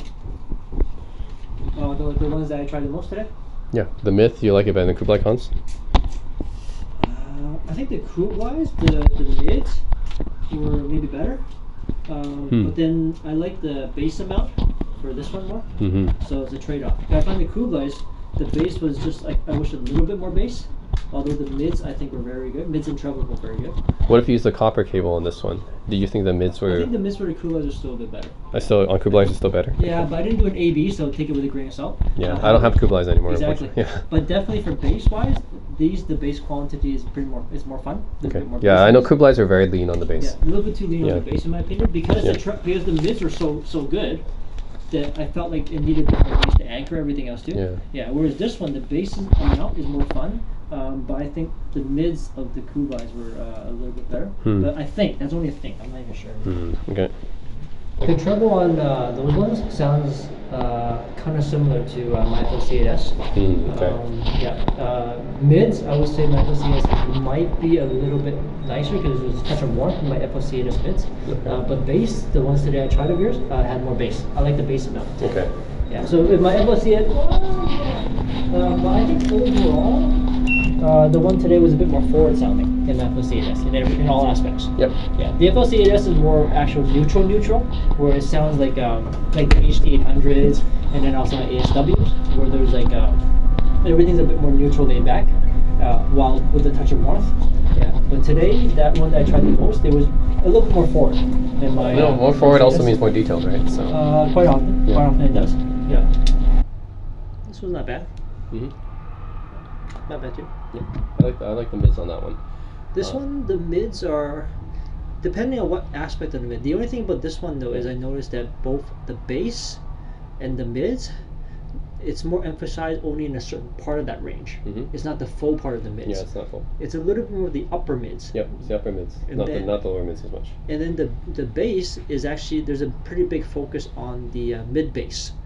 But there's not as much focus on the sub bass. Right. Whereas this one, there's more sub bass. This one has quite a bit of sub bass. Yep. So this one, because of this, the mids, they're forward, but it's the upper mid that's a bit more forward. So that it doesn't sound very full sometimes. That's my only slight issue with it. Yep. Yeah. But that makes sense because this is balanced armatures and electrostatics, so it doesn't have sub bass because it doesn't have a dynamic driver. That one has a dynamic driver. I see. So usually, if you have balanced armature, it doesn't produce sub bass much. Okay. Yeah, it's more mid bass focused. Okay, no wonder. Dynamic driver is more sub bass focused. So yeah. No wonder, yeah, because Yeah. this one I know is a big mid bass, Yep. but not so much sub bass and upper mid focus. But it's more of a specialized Yeah. IEM, I'd say. Yeah, so it's but it's still not bad. You Yeah. know, I mean, because at least you have like mids and bass and everything. But I just feel sometimes some aspects are missing in some of the ranges. It's more specialized. Yeah. It's not like an all-rounder. Exactly. Yeah, that one's probably more of an all-rounder. I think so. Yeah. But this one's like $2,000, so. Okay, well, yeah, if I had to choose, I like this one more. These actually sound. These KEs actually sound very similar to my M23s. Okay. Except because of the tubes. Yeah. My M23s are more dynamic and more detail. Yep. But you can use the balanced, right? Exactly. If you don't want the tubes. Exactly. Except this one obviously with the tube, so it sounds a little bit a touch more warmer. Yeah. Of course, you lose dynamics because of the tubes and everything, but it's a touch warmer, which is cool too. Especially in the mids, I feel like it's just a touch warmer. So it's actually got that cool kind of like analog-y sound. So that warm sound, that kind of warmy sound, which is actually good in its own way. Yep. Yeah. Otherwise, its sound signature is very similar to the M23. Only just a slight tube warmer sound to it, a slight. Yeah, it's pretty good. I like it. I actually like this sound more than the other one. It's more unique. Because it's got the tube and everything in it. Yeah, and you can choose to listen to it without the tubes too, so that's pretty cool. Yeah. However, I don't like the UI, so that's. Oh yeah, it's actually pretty shitty to use. The screen is shitty to use for sure, and I don't like using those stupid knobs. So that's the thing. yeah, I don't like the knobs, and the screen usage is not good either. That's the thing. So I still go for that one because that DDUI is much faster than that. Like if the screen was actually easier to use, then at least I can just I can disregard the knobs using the stupid knobs. But yeah, I don't really like using those knobs. Yeah, and then the touchscreen's not that responsive. Yeah, either. exactly. That's The thing. touchscreen sucks too. So I mean, come on. It's like, come on, man. Yeah. If you're gonna experiment with knobs, at least make sure the touchscreen's good too, in case the knobs This suck. is $3,000 too. 3,000.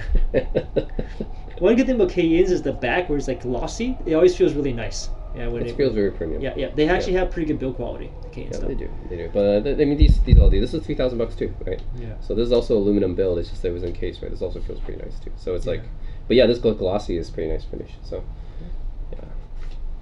yeah, I mean, this is still like I think UI is like that's the most important thing when I'm actually using it, right? Right. It's like so let's still go for that one. But this is unique, at least for the tube sound. Where's your Aston and Kern?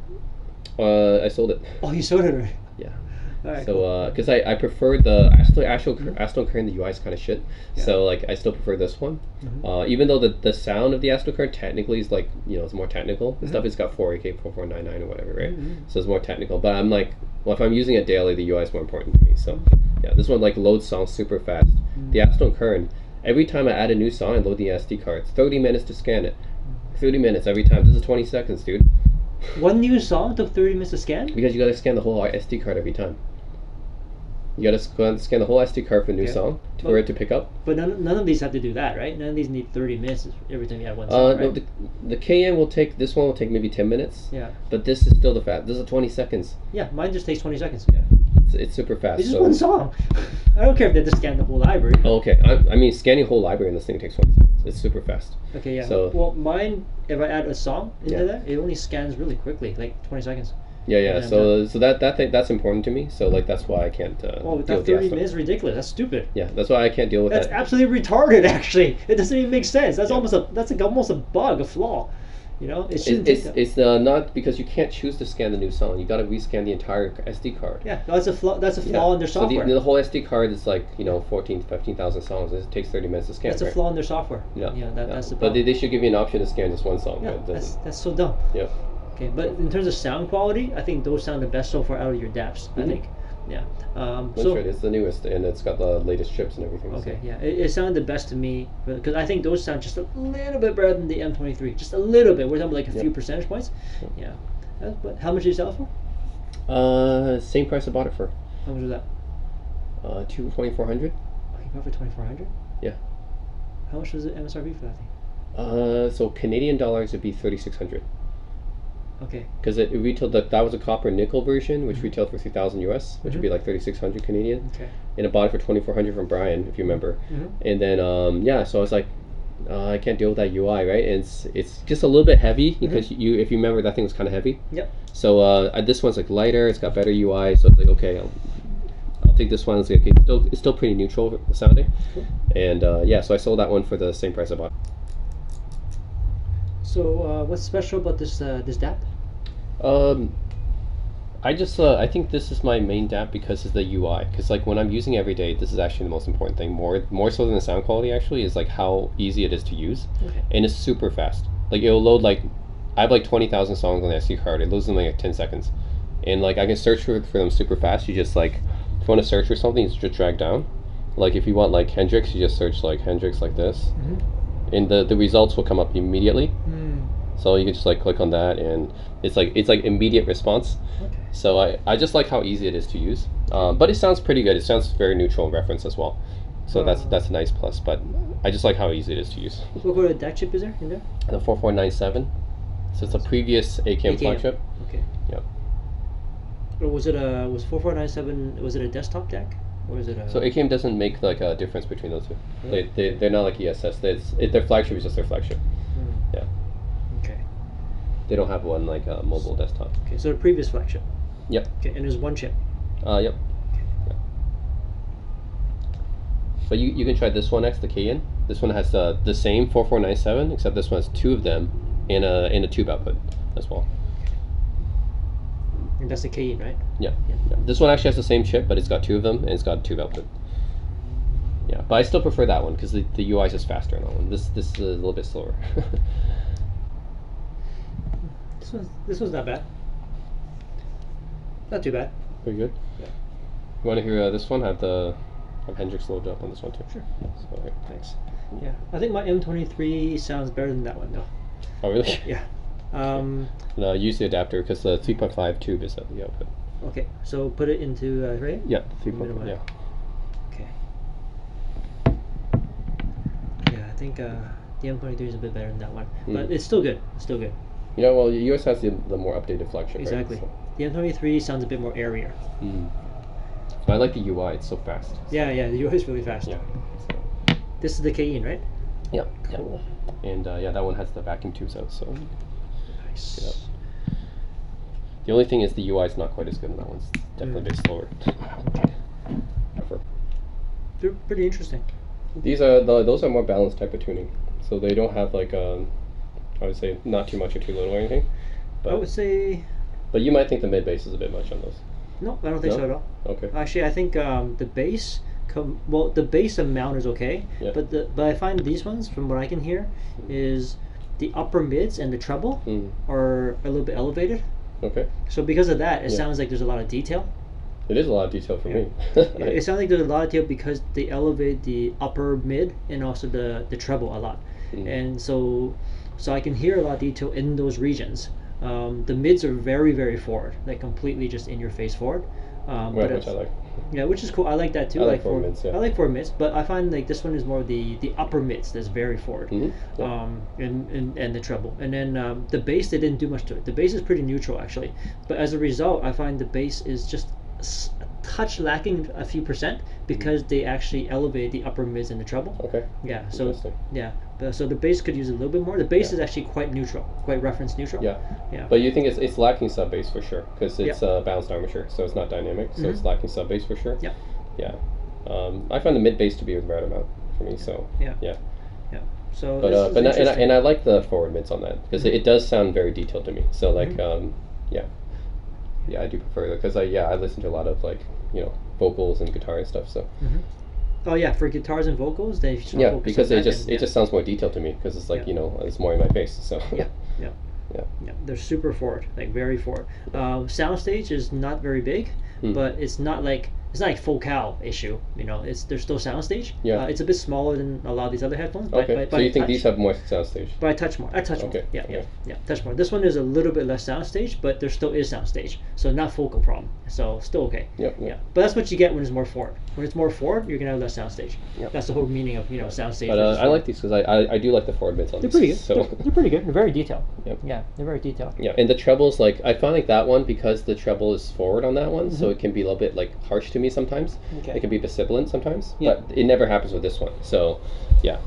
These are pretty interesting. Yeah. I definitely do an A/B with these with my FLC IEs. Sure.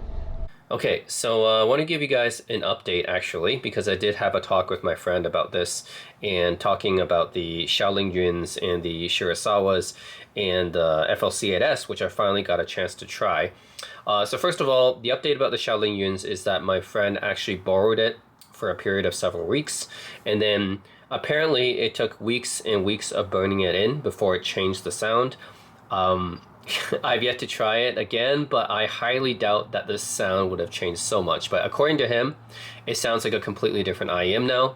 And according to him, it sounds as good as the Noble Audio Sultan, which I find very unbelievable because, I mean, you're talking about the Xiao Lingyuns, which is a 4 balanced armature, 1 dynamic driver IEM. Burning it in or breaking it in shouldn't really change anything except for the dynamic driver, right? Because the dynamic driver is actually moving, and that one I could already sense that it was changing when I burned it in, and it produced deeper bass. Basically at the beginning it didn't have any bass, like I mentioned earlier in the video, but then later on it actually got more and more bass as I burned it in. But then I don't see like the balanced armatures changing after time because those don't really have any moving parts. But according to him, it took weeks and weeks of burning in with the right tracks, and then finally he says, oh, it's like a completely different IEM now. Now the treble's not that much anymore. It used to be peaky treble with that IEM, right? The Xiao Lingyuns have kind of peaky treble. Yeah, now he says the treble's not peaky and it sounds like a Noble Audio Sultan, which is crazy to me. So the Xiao Lingyuns are a $350 IEM. Somehow breaking it in for a period of several weeks turns it into a $3,000 IEM. I don't think so, right? Like, basically, it was $350, and when I listened to it, I was like, okay, the technicalities are pretty good. It was like past maybe $1,000 IEM in terms of the soundstage, but the tuning is just it's a bit weird, and the treble's really peaky and everything. I highly doubt that burning in the balanced armature drivers, which don't have any moving parts anyways, over a period of several weeks would somehow turn it into a $3,000 Noble Sultan. Like, I don't know. I don't know what he's talking about there. Like, that seems very incredible to me and unbelievable. And also, I did get the chance to try his FLC IEs finally, the legendary FLC IEs that he's been talking about for years and years. So ever since I think I got my JH Audio Michelle back in 2020, he's been comparing every IEM that I buy to the FLC IEs. And throughout this whole time, he's been saying, yeah, my FLC IEs does this better, right? So I was really incredulous because I was like, okay, FLC IEs, this IEM came out in, 2016 or something, like 10 years ago. It's 2 balanced armatures, 1 dynamic driver. Yeah, $300 when it came out. Like, how the heck can it be as good as all these expensive IEMs? So I finally tried it. So first of all, the cable for the FLC IEs is extremely thin. Like, you can easily snap it if you're not careful. So that's one thing I noticed. And in fact, my friend loves his FLCS so much that he says that he would rather replace the cable rather than upgrade the IEM, which is pretty funny because it has a proprietary connector. It's not like some standard 2-pin connector. It's this proprietary connector, and the cable's extremely thin, so you can easily break it if you're not careful. So that's the first thing I noticed right off the bat. And my impressions of them were not good, basically.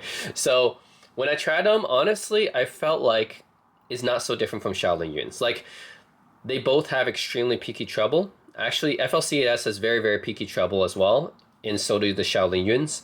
And the mid-range on the FLCS is better, a bit better than the Xiao Lingyun's, I think. A little bit more forward, still quite detailed. Soundstage is... Actually, I think the Xiao Lingyun might even have bigger soundstage, but it's similar enough, I guess. So it's definitely punching above its price in soundstage in mid-detail. But treble is very peaky. There's almost no bass to even speak of. Like, the bass is very, very lean. Actually reminds me of the Xiao Lingyun bass before it burned in. So the Xiao Lingyun actually has more bass after it burns in than the FLCS.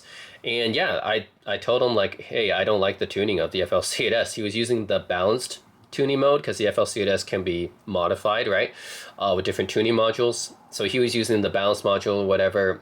On that module, it felt like it had no bass. So no bass and very, very peaky treble. Mids were decent for the price. You know, it's not going to beat my Tesseract mids or anything, but they're decent for the price. I just can't see them, like, being better than the Quill Satin mids or Multiverse Mentor mids or Tesseract mids. Like, even Obravo, which he tried before, he said it was better than, but I don't think it's better than Obravo mids either. You know, and he says it's better than Mistacraft Myth treble, which I don't think it is. Like, Mistacraft Myth, I think is some of the best treble I've experienced from $1,000 IEM. I don't think his FLCS is as good as that, especially when it's so peaky, right? And yeah, like, every IEM I show him, all these multi-kilobuck IEMs, he just says, yeah, my FLCS can do that too. You just change the tuning and blah, blah, blah, blah, blah. FLCS, actually, the tuning is harder to change than Xiao Lingyun's because you don't even have that, well, you have the nozzle screw, but you also have to use a special tool to change out the other parts of the IEM. So I highly doubt that he really changes the tuning that much because it's actually a hassle to do that. You need to use special tools and change out the tuning, everything. So it's a hassle to change out the tuning. And even if you do that, just like with the Xiao Lingyun's, you can change out the modules and everything, but essentially all that would do is just change the EQ a bit. Like, it'll change the tuning a bit, but you can do this similar thing with EQ. It's just it's done hardware, not software, right? But it has a similar effect. Like, you're not going to increase any kind of technicalities like that. So I don't know. He says the FLCS, the detail is all there. That can compete with multi-kilobuck IEMs. I don't think it does. Not for my ears, for sure. I felt the treble was way too much for me. Way too peaky and harsh and fatiguing. Bass level was very lean, almost non-existent. Mids were decent, but they're not going to punch above $1,000, right? Like, Dunu 242, I think, has better mids probably. FLC Shirasawa, the IEM that I talked about earlier in this video, I think beats it in many areas. So yeah, I didn't like the FLCS. I don't know why my friend speaks so highly of it, but I really didn't like it. In fact, it's, I don't know, for $300 you can find a lot more. I would say, like, more IEMs with, like, more reasonable tuning, like FLC Shirasawa, Dunu 242. You pay a bit more. Hercules Noah, Tangzu Tampeng at $600. Those are all quite good. Some of the other cheaper IEMs I really liked, I tried before, like the Zagat Horizon, Zagat Odyssey 2, even the Kiwi Ears Orchestra 2. Those are all really good for around $300.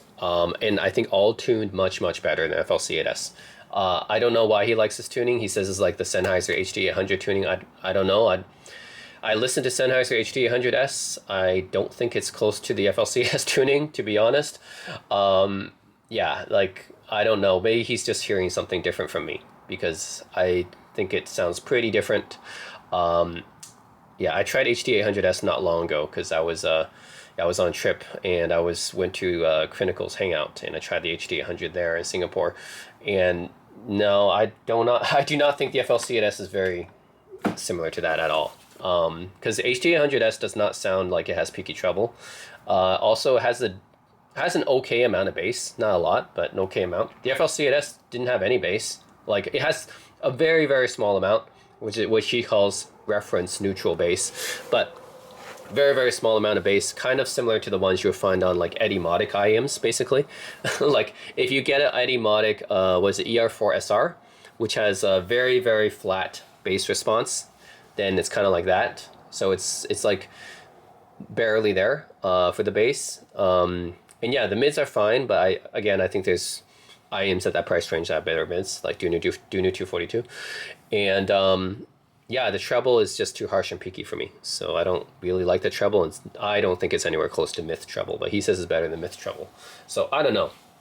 I think my friend's kind of all over the place with his opinions, to be honest. He says it's similar level to IE900, but then he says it's better than Mr. Craft Myth. And then he says, it's better in some ways than Satin, Multiverse Mentor, Tesseract. Like, it's all over the place, right?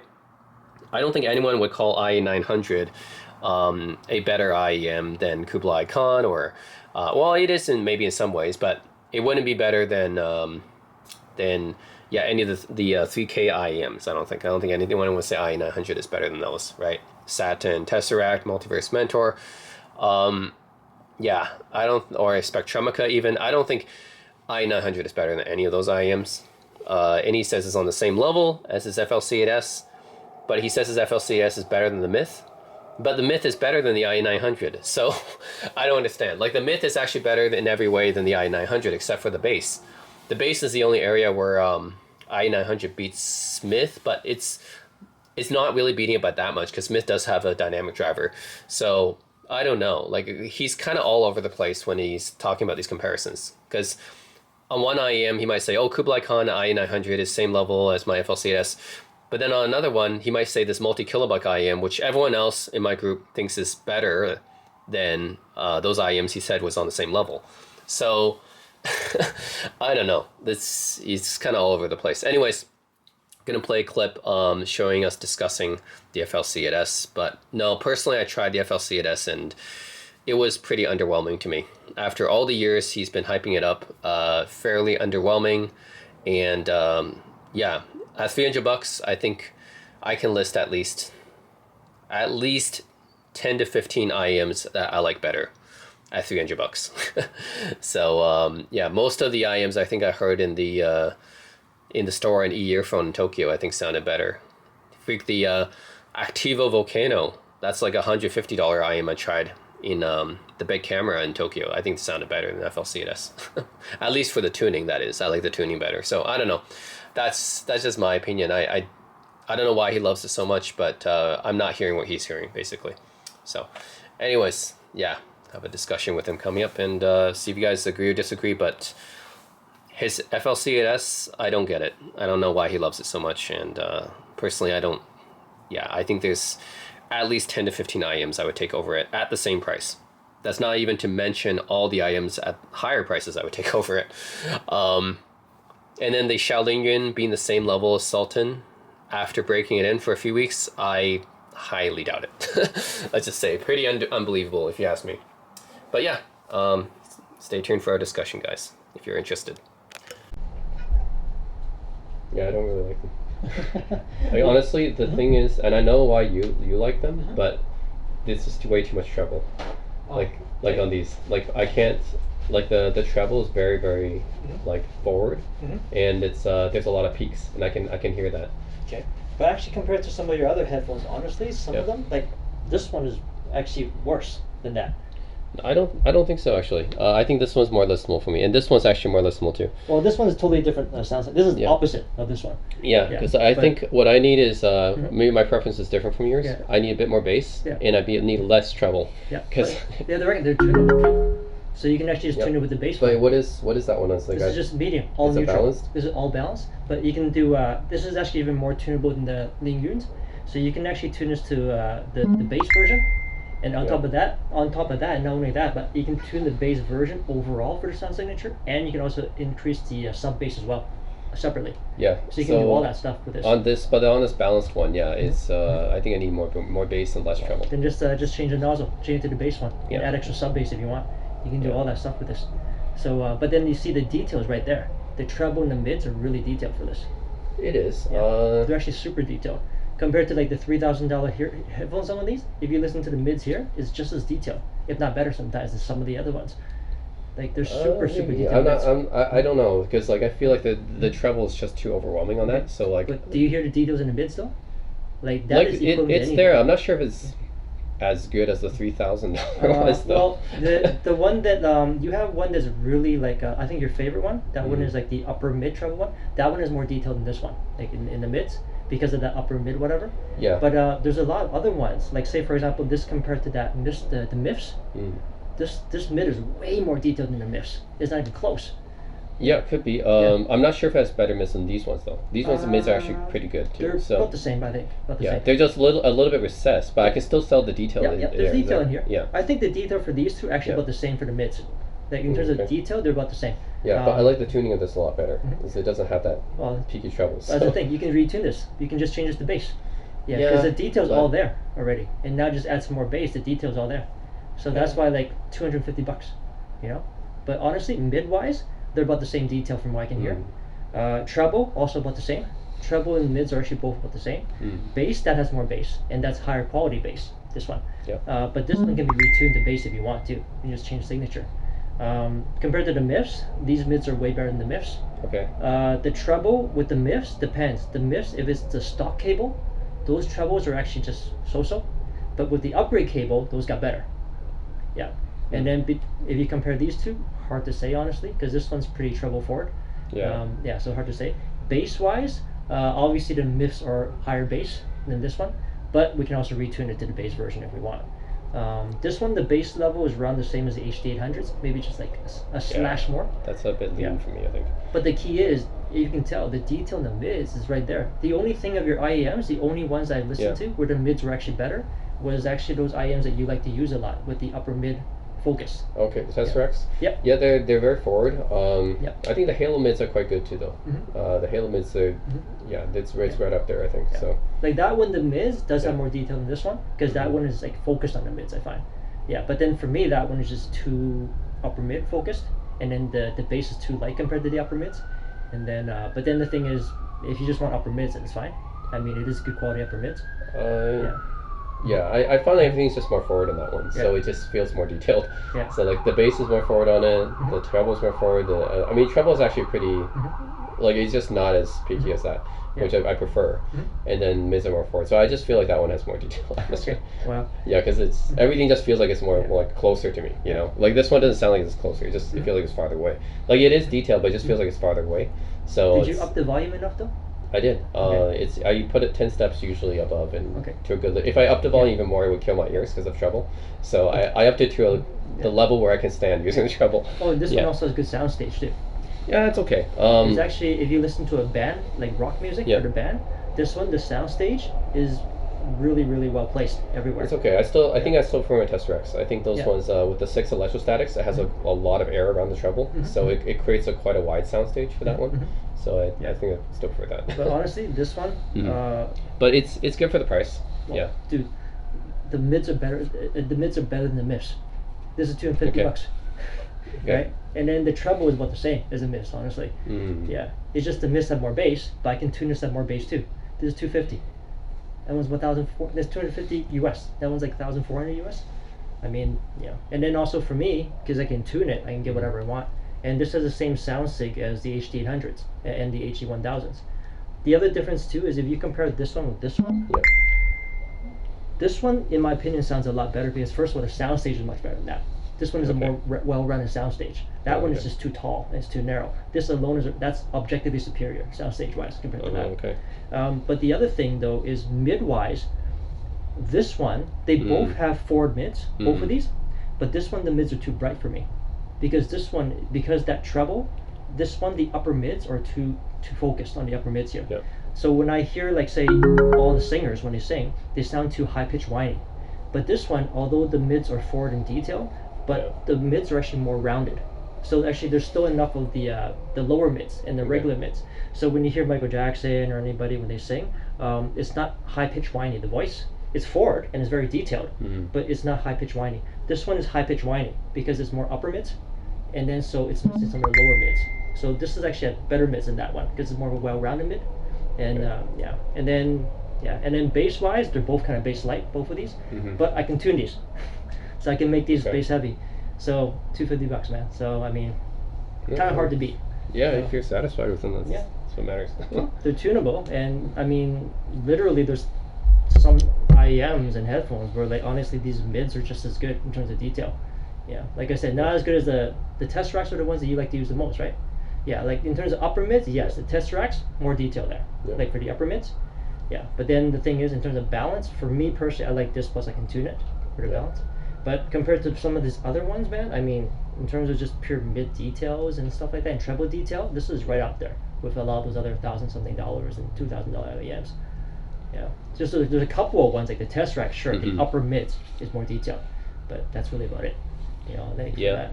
So That's yeah, so yeah. I prefer these ones too, actually, because like I don't know, it's just more tuning. My well, it's tuning. because of the tuning. That's the tuning thing. Yeah. Yeah, I would say mids, they're around the same quality. Uh, Yeah, now this is definitely more forward mids than that one, and this one the bass quality is good and it's got quite a bit of bass. But you know what? Just change the nozzle, turn this into the bass heavy one, and you still got the detail. In but is that the treble. same quality though?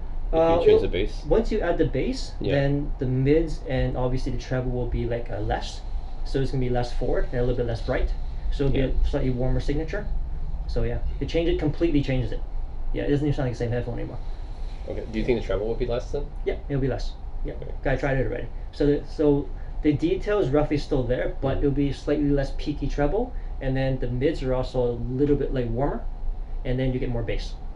So yeah. It's hard to tell because I don't feel enough bass to know the quality, but this one I can obviously tell there's good quality bass because Yeah. I can feel it. This one, the bass is actually pretty good Yeah, quality. it has bone conduction actually, Yeah. so that's like that helps the bass as well. The biggest thing about this one, But this one is just more obvious that the quality's all there. Yeah. So this one I have to like listen a little bit more intently. to. That's the thing. The bass for this one though Yeah. is I don't remember what the bass like. The bass definitely is more obviously when I retune it. Yeah. And then obviously the treble and the mids are a little bit less prominent now because of Yeah. that. So it's a big warmer signature with more bass. But I do not remember what the bass quality was for this one once I used the bass nozzle. I don't remember what the quality was. Because Yeah, this that's- one has pretty good texture for the bass. Yeah, that's the thing. Mhm. I'm not sure about that one, the bass quality. Mhm. Even if you change it up, because just because you push it up doesn't mean it's better quality, Mhm. right? So you can push it up with the nozzle, with the changing tuning, but I'm not sure if it's good quality. I don't remember anymore. I gotta check it out. But this one I know for sure, because like I can hear it, right? Yeah, So but at least base amount Yeah. it can be retuned, and yeah, that's that can actually be a big thing. that can be a tune one, but yeah, Yeah. I think you have to listen more intently for the details on that one. Mhm. Yeah, it's not immediately apparent. Yeah. Yeah. But in terms of just the mid and treble clarity, Mhm. it's right there. Honestly, 90% of those expensive IEMs, Yeah. it's but at least it's like the same, if not even worse sometimes. Yeah, there's a few here. Okay, this one upper mids are better, sure. Mhm. Or this one maybe the treble is a bit better, or maybe this one the bass is better.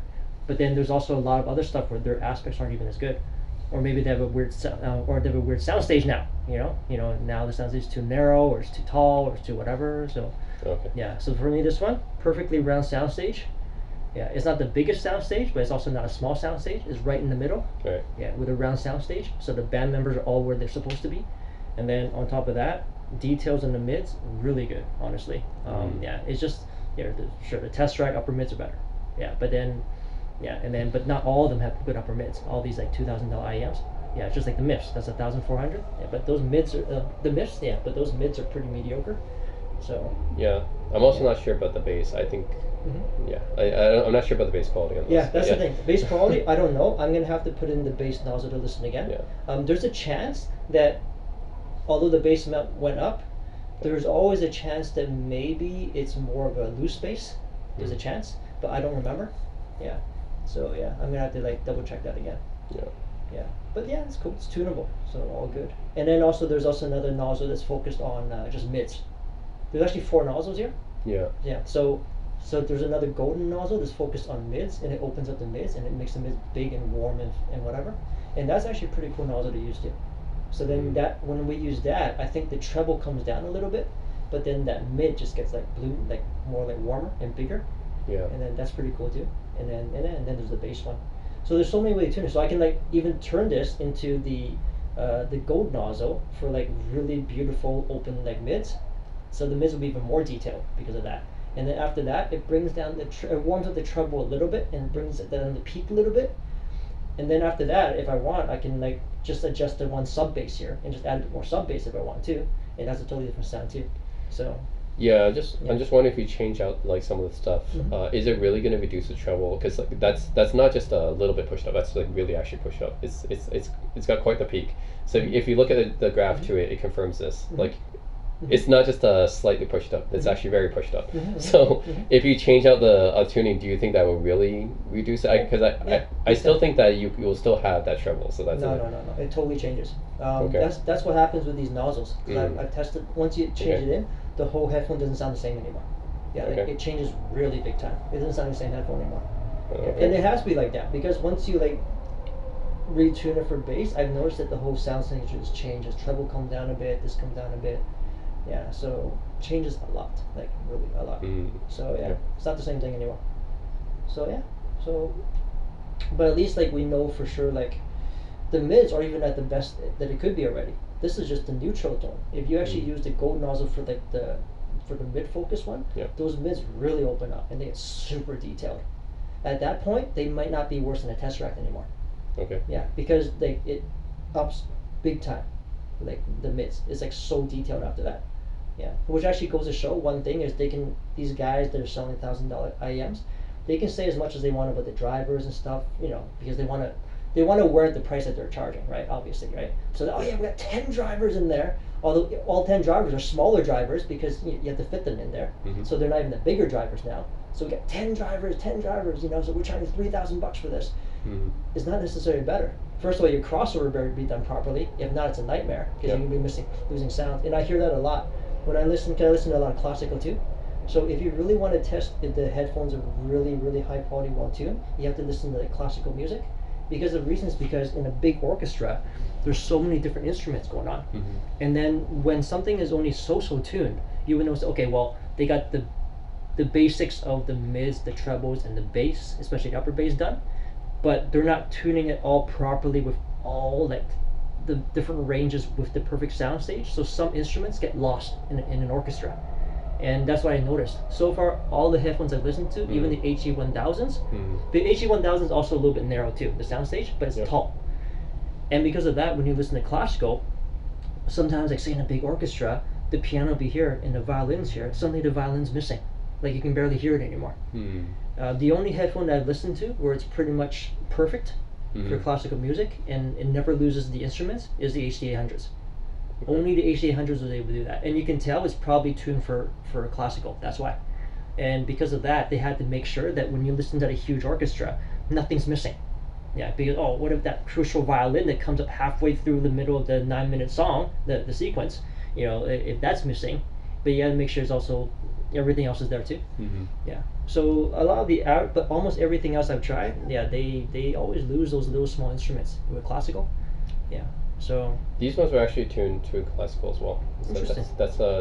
That's how the founder said actually. Okay, well I'll test it out. Because he specifically was like it was the bone conduction driver too. Because he specifically put that bone conduction driver and tuned it so that the violins sound more natural. In this like one, there was some Ravel concert or something. That's the thing that you use to have violins and stuff. And they're like we have to do this so that the violin timbre sounds very natural. So that's how they tuned it. Violin timbre natural is one thing, but then the thing is when you have like a big orchestra, whether your sound staging and everything is done properly, where that actually say if it's not main the violin, maybe the violin is only just the background music. That's what I mean. Like if it's a main violin, all of them are going to pick it up. Yeah, if the whole focus was the violin at that segment. But what I mean is when you have a big orchestra and the violin is just one aspect of like 5-6 different instruments, but the violin should have been right here, whereas the piano is right here. And then if all that stuff is not done well, one of that violin could have been lost, like in all the other stuff. So that's another thing. Like if he just gets the timbre of a main violin, then they're all going to pick up the violin, just what the timbre is. That's the only difference. But in terms of like 5, 6, 7, 8, 9, 10 different instruments, are they all there at the spots? That's the big thing. And it's easy to test that. Yeah, I'm going to test it out. Just listen to it. Yeah, I'll test it out actually.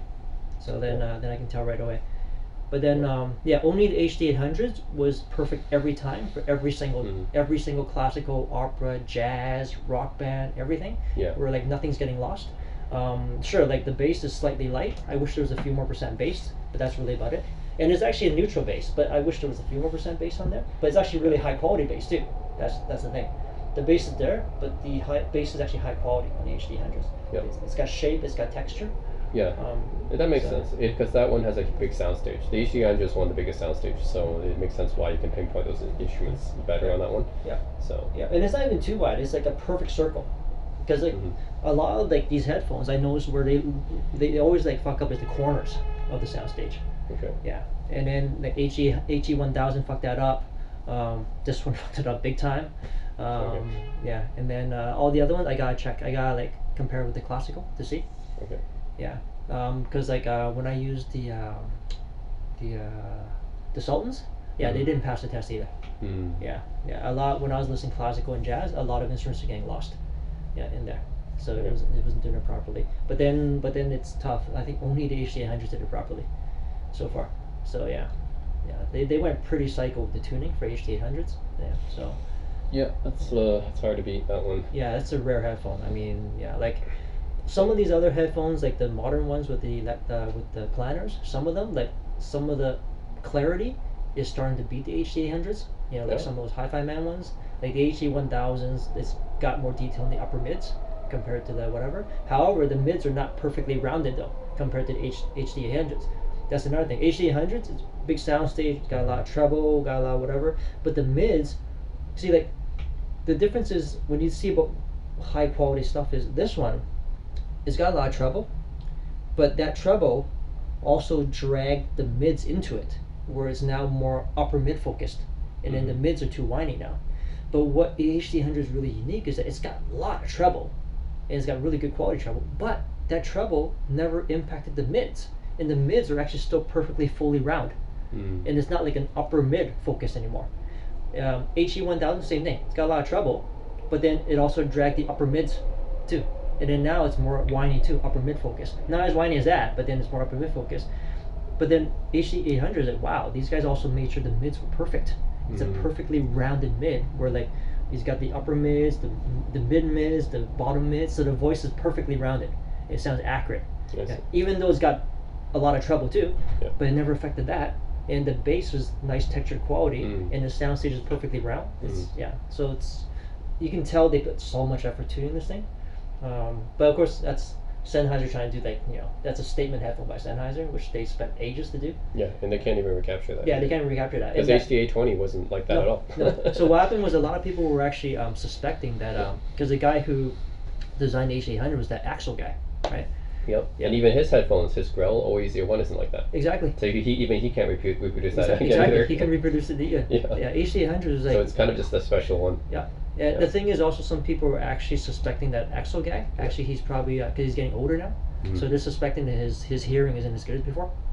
So that's why his new headphones now, ever since 820, were all a little bit fucked up, because people are suspecting that his hearing's actually his bad. Grell stuff. I don't know if you heard it, but I did get it. And I think I did. I think you got it and I tried it out one time. you tried it out? Yeah, I think it's, so. Yeah, it is. Yeah, it was a little bit weird. I mean, yeah, it wasn't. People claim his hearing is actually going. Yeah. So they're saying that's why his newer headphones after HD800 were not as good. They're saying he's not hearing as well anymore, so he's not able to tune it as well. But HD800 is kind of like his final hurrah, and then like you can tell they put so much effort perfecting it. It's like, whoa, yeah. That's why I wouldn't even mind getting like a HD800S too, because they're pretty collectible headphones. Yeah, S is actually more common than the original one. Yeah, I'm glad I had mine though, because the S compared to mine, my HD800s, there's even more detail in the mids and the treble. But then the HD800S is nicely balanced too, where they added a bit more bass, but then also details in the mids and everything's a little bit less because of that. Yep. But it's still very, very good. Yeah. Well, it makes sense. If they add bass, they have to take away from something, right? Exactly. So, yeah. So yeah. But then cool thing about the cool thing is, because the HD800s, the original ones I have, is because that detail in the treble and the mids are all there, that honestly, if you can just match it up with the proper amp and everything, just to warm it up and to add that little bit extra bass, then you get the best of both worlds. Yeah. And then that's probably the best way to go with that headphone. That's why when I use like the Schittler with all that power and it's like hybrid with tubes, Yeah. it just makes it even a little bit warmer. It just sounds so nice, and it adds a little bit more bass already to it, and that's like almost an ideal sound. So, yeah. But yeah. Yeah, but you know, like what I mean is like when you see this one, once you change the nozzle, it sounds so different, and the mids become like the mids open up so much and it's so detailed and it's so forward, but you hear everything, where like it shows how much of it is actually tuning, compared to like people saying, oh, we have 10 drivers in here, and then we're charging you $3,000, because once I change that nozzle, it doesn't sound like the same headphone anymore. And then the mids, this mids is already really really detailed, but then like when I use that mid nozzle, it's like holy shit, it pretty much sounded like when I was using your Tesseract, pretty much that type of detail. The only difference was that the mids here is really full. It's not upper mid full, it's just big full mid right in your face, all those loads of detail, and it's just the tuning because it's just a different nozzle, same drivers. And yeah, because there's expensive IEMs which is one driver anyways. Yeah. There's one dynamic, like IE900 is one driver. Exactly. Dita makes a lot of one dynamic driver IEMs. Yep. There's a really good one called TX and Diamond. It's one dynamic driver. So you can do a lot of one dynamic. The advantage of that is that it sounds more cohesive. So the thing is, if you have one driver, you don't need crossovers. Yep, exactly. So you don't have to deal with that. Exactly. And then it sounds more cohesive as a result.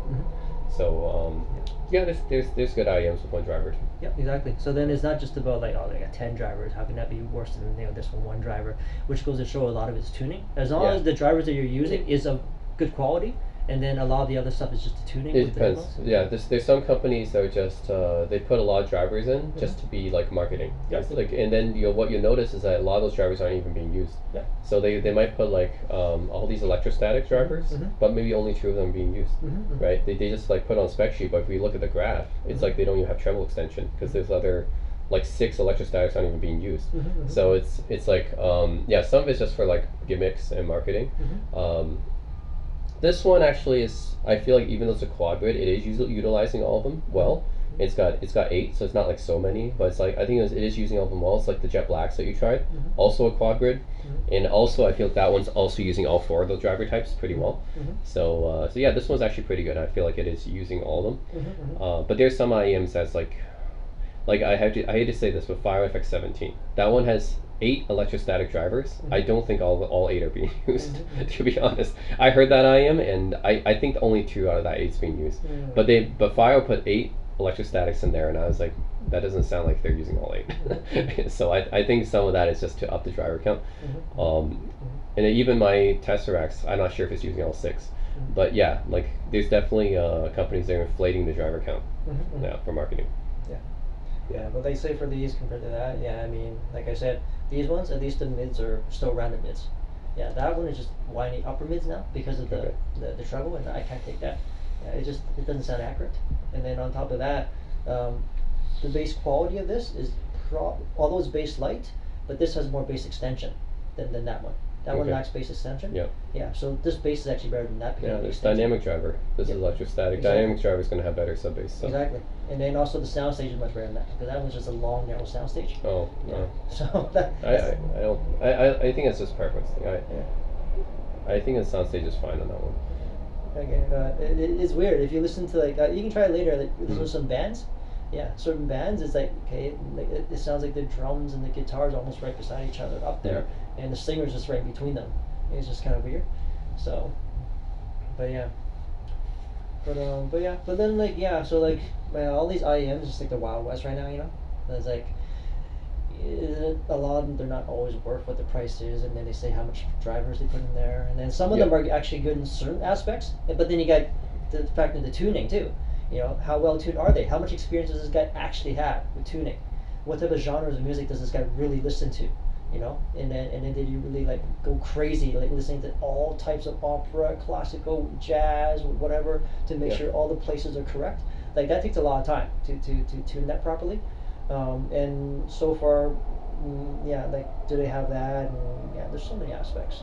Yeah, I wouldn't pay like any of the retail price for any of these IEMs, but these are just from like Head-Fi. I got this from Head-Fi too. Like at least I'm looking for at least 40% off. You know, like because it's never none of them are ever worth the retail price. But if I can get them at a discount and try them, you know. Yeah, exactly. You can sell it back out anyway. You get a discount. Yeah, this one was pretty hyped too. Not as much as Myth. Myth was very hyped. More so. Funny thing you say about the Myth, right? Your FLC best at the meet. I think everyone said the Myth was the best one. So that's at least three of the guys there. They said, yeah, the Myth was the best one. So it's fun. In what aspect though? Like, is it because they like bassy headphones? I think it's just a really energetic sounding. It's not really bassy, but it's good quality bass. But it's probably because of treble, because it hits you with that treble right away. So it's very treble forward, and it sounds fairly energetic, I think, but it has that airiness in treble. So I think it impresses people. Like the first time you listen to it, it just impresses people. So I think for people like that energetic type, I think that's because it's kind of got that like V shape, right? So it's got that a little bit recessed mids and then pushed up treble and bass. So it's like for people who like that, I think it's for $1,000 it's not bad. It's pretty good. Yeah, for me the mids are just too recessed, and also they sound a little bit stuffed up, the mids. It's because like it's the bass is making it stuffed up maybe, and the mids itself is just probably just social mids anyways. But it's still like for $1,000, like it's still like a better than a lot of $1,000 IEMs, right? Because you know you tried them, there's better than the Monarchs, it's better than like a lot of the other ones you tried. So I didn't like the Monarchs. I never really liked the Theater Monarch. I thought those were so overrated. The problem is right now there's a lot of people in the headphone community. I find they can't think for themselves. And then they read up and they read up and this is so hyped. They finally listen to it and they think, oh yeah, it's really good, because they were reading up on it for so long. They're so hyped, but they're not thinking for themselves, or they're not testing it as detailed as they should be with like different genres. They really I don't think Myth is like it's just a preference thing. It's like if you don't like mids, then fine, it's not good. But if for someone who doesn't like care so much about the mids and they're just like, oh yeah, it's good bass and treble, then that's fine, right? That's a fine IEM for that. Yeah. Well, my take is just like the Myths. It's got more bass than this, but these mids are definitely better than those mids, and it's not even close. And I still can use the mid nozzle, which will make it even better. And treble wise, this has really forward treble. I mean, really forward treble, and the mids aren't lost at all. The mids are just right there with the treble, exactly side by side. And then bass wise, sure, that one's bass is heavier. So, but this one is neutral, accurate mids with a accurate bass. With actually a bit of bass extension too. So that's okay. And I can tune this to be bassy, I can use it in the mid style, and the mids are definitely better than the Myths. This is 250. I mean, I mean, if you're satisfied, then just keep those. I mean, they're fine. I mean, but it's just a matter of finding other different balances though. I wouldn't mind like getting like another IEM where it's like almost like this, but then just an overall thicker sound. With just a touch more bass. I wouldn't mind those too.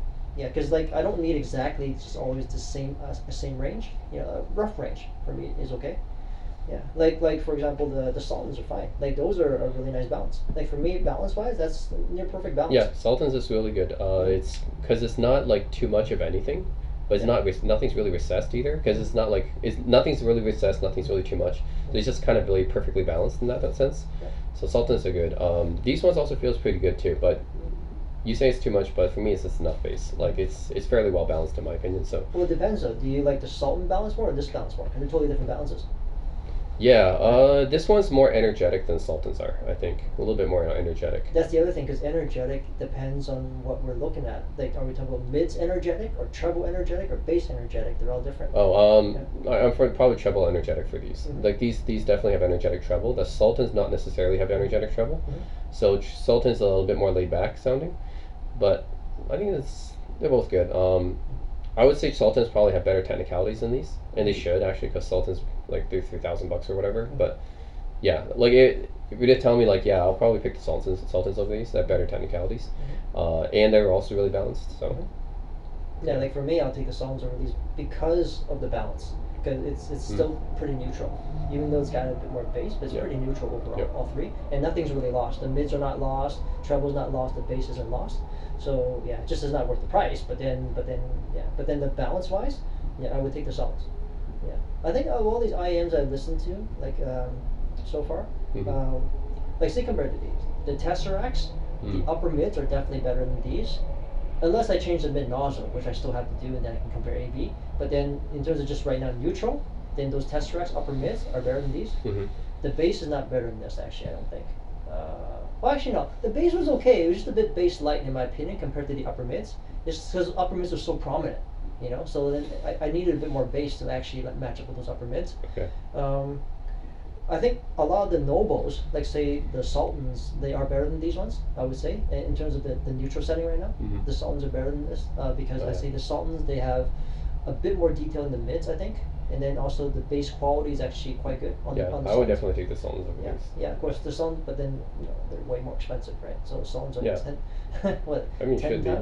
but over then 10 times more expensive, 12 times. But more then you expensive. said there's a lot more expensive stuff that doesn't even beat your FLCs. There is, yeah, there is. But the Sultans at least does beat your FLCs. Exactly. So. Yeah. So of course, the Sultans beat these.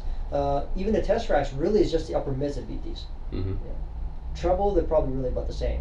And then bass wise, I found the Tesseracts pretty light on the bass too. Okay. Yeah. At least this one, the balance for the bass is better because these ones, the upper mids were not as forward as the Tesseracts, and then because of that, and this is a rounder mid. The Tesseracts are also more upper mid focused too, and that's where the detail is. But this one is more of a rounded mid. Mm-hmm. So yes, technically speaking, the upper mids are more detailed, but then you get a less rounded mid too, or less accurate mid because of that. Yeah. So that's why it's not everything is always better, you know. It's all preference. Yeah, only certain aspects are actually maybe better, and not sometimes are even worse sometimes. Yeah, that's all. But there's no perfect tuning, right? Everyone has like different tuning, and people even own I own different IEMs with all different tunings too. So it's like even on some genres or some days I might want to listen to different tuning. So it's there's not one that's better than the other, right? Yeah. So it's But at the end of the day, we have to be there's preference, but there's also objectivism too. Like for example, we had to say you said you don't like them. That's because you think that the treble's too peaky. That's one of the reasons. Exactly. But then you have to be objective in terms of for 250 these mids, because I went back and forth between these ones and the mids for hours, Mm-hmm. and it's not even close. These mids are way better than the mids on the mids in detail and also the balance and how forward they are compared to the treble and everything. So objectively speaking, yeah, sure, you didn't like the treble for these, but you have to admit these mids are much better than the mids, and the mids are actually way more expensive. Yeah. And well, you're not going to be everything on everything, right? So it's like there's some things that one does better, right? Mm-hmm. So it's not everything, yeah. Yeah, and then I think the cons, the mids were really nice too. The cons are good mids. It just lacks some bass. Yeah. Well, Sultans have this the same pretty much. So I told you, right? The Sultans like the Kublai Khans, except with not quite as much treble forward as Kublai Khans are, but with more bass. And that's what they are. So so then they become more balanced than Kublai Khans. Because the Kublai Khans are actually kind of like your FLC IEs because they have a lean bass, and then they're kind of treble forward. And the mids are actually quite balanced, just like those. So those Kublais are actually quite similar to those. A little bit similar. Only I think this one, the balance is a bit more neutral because I think the Kublai Khans were actually even a little bit too bass light compared to this one. This one actually, the bass is a bit better anchored with the amount of mid and the treble level for this one. Whereas the Kublais is like a little bit like more like that, where the bass really was missing quite a bit. I find for the Kublais. So the Sultans, have more bass than the Kublais, but the Kublais actually have more bass than the Khans. So that's the thing. The Khans actually, if you think Kublai is a bass light, the Khan even has less, because the Kublais is supposed to add more sub bass than the Khans. They added a extra bone conduction, I think there. So so then the Khans are really bass light then. But yeah, overall, I think the Sultan's actually probably the most balanced. I think overall. I think so. Yeah. I think so. Yeah, out of all those IEMs.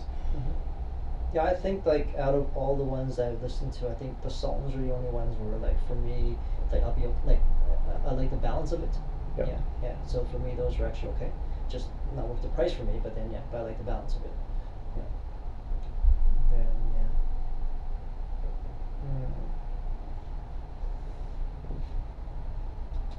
But yeah.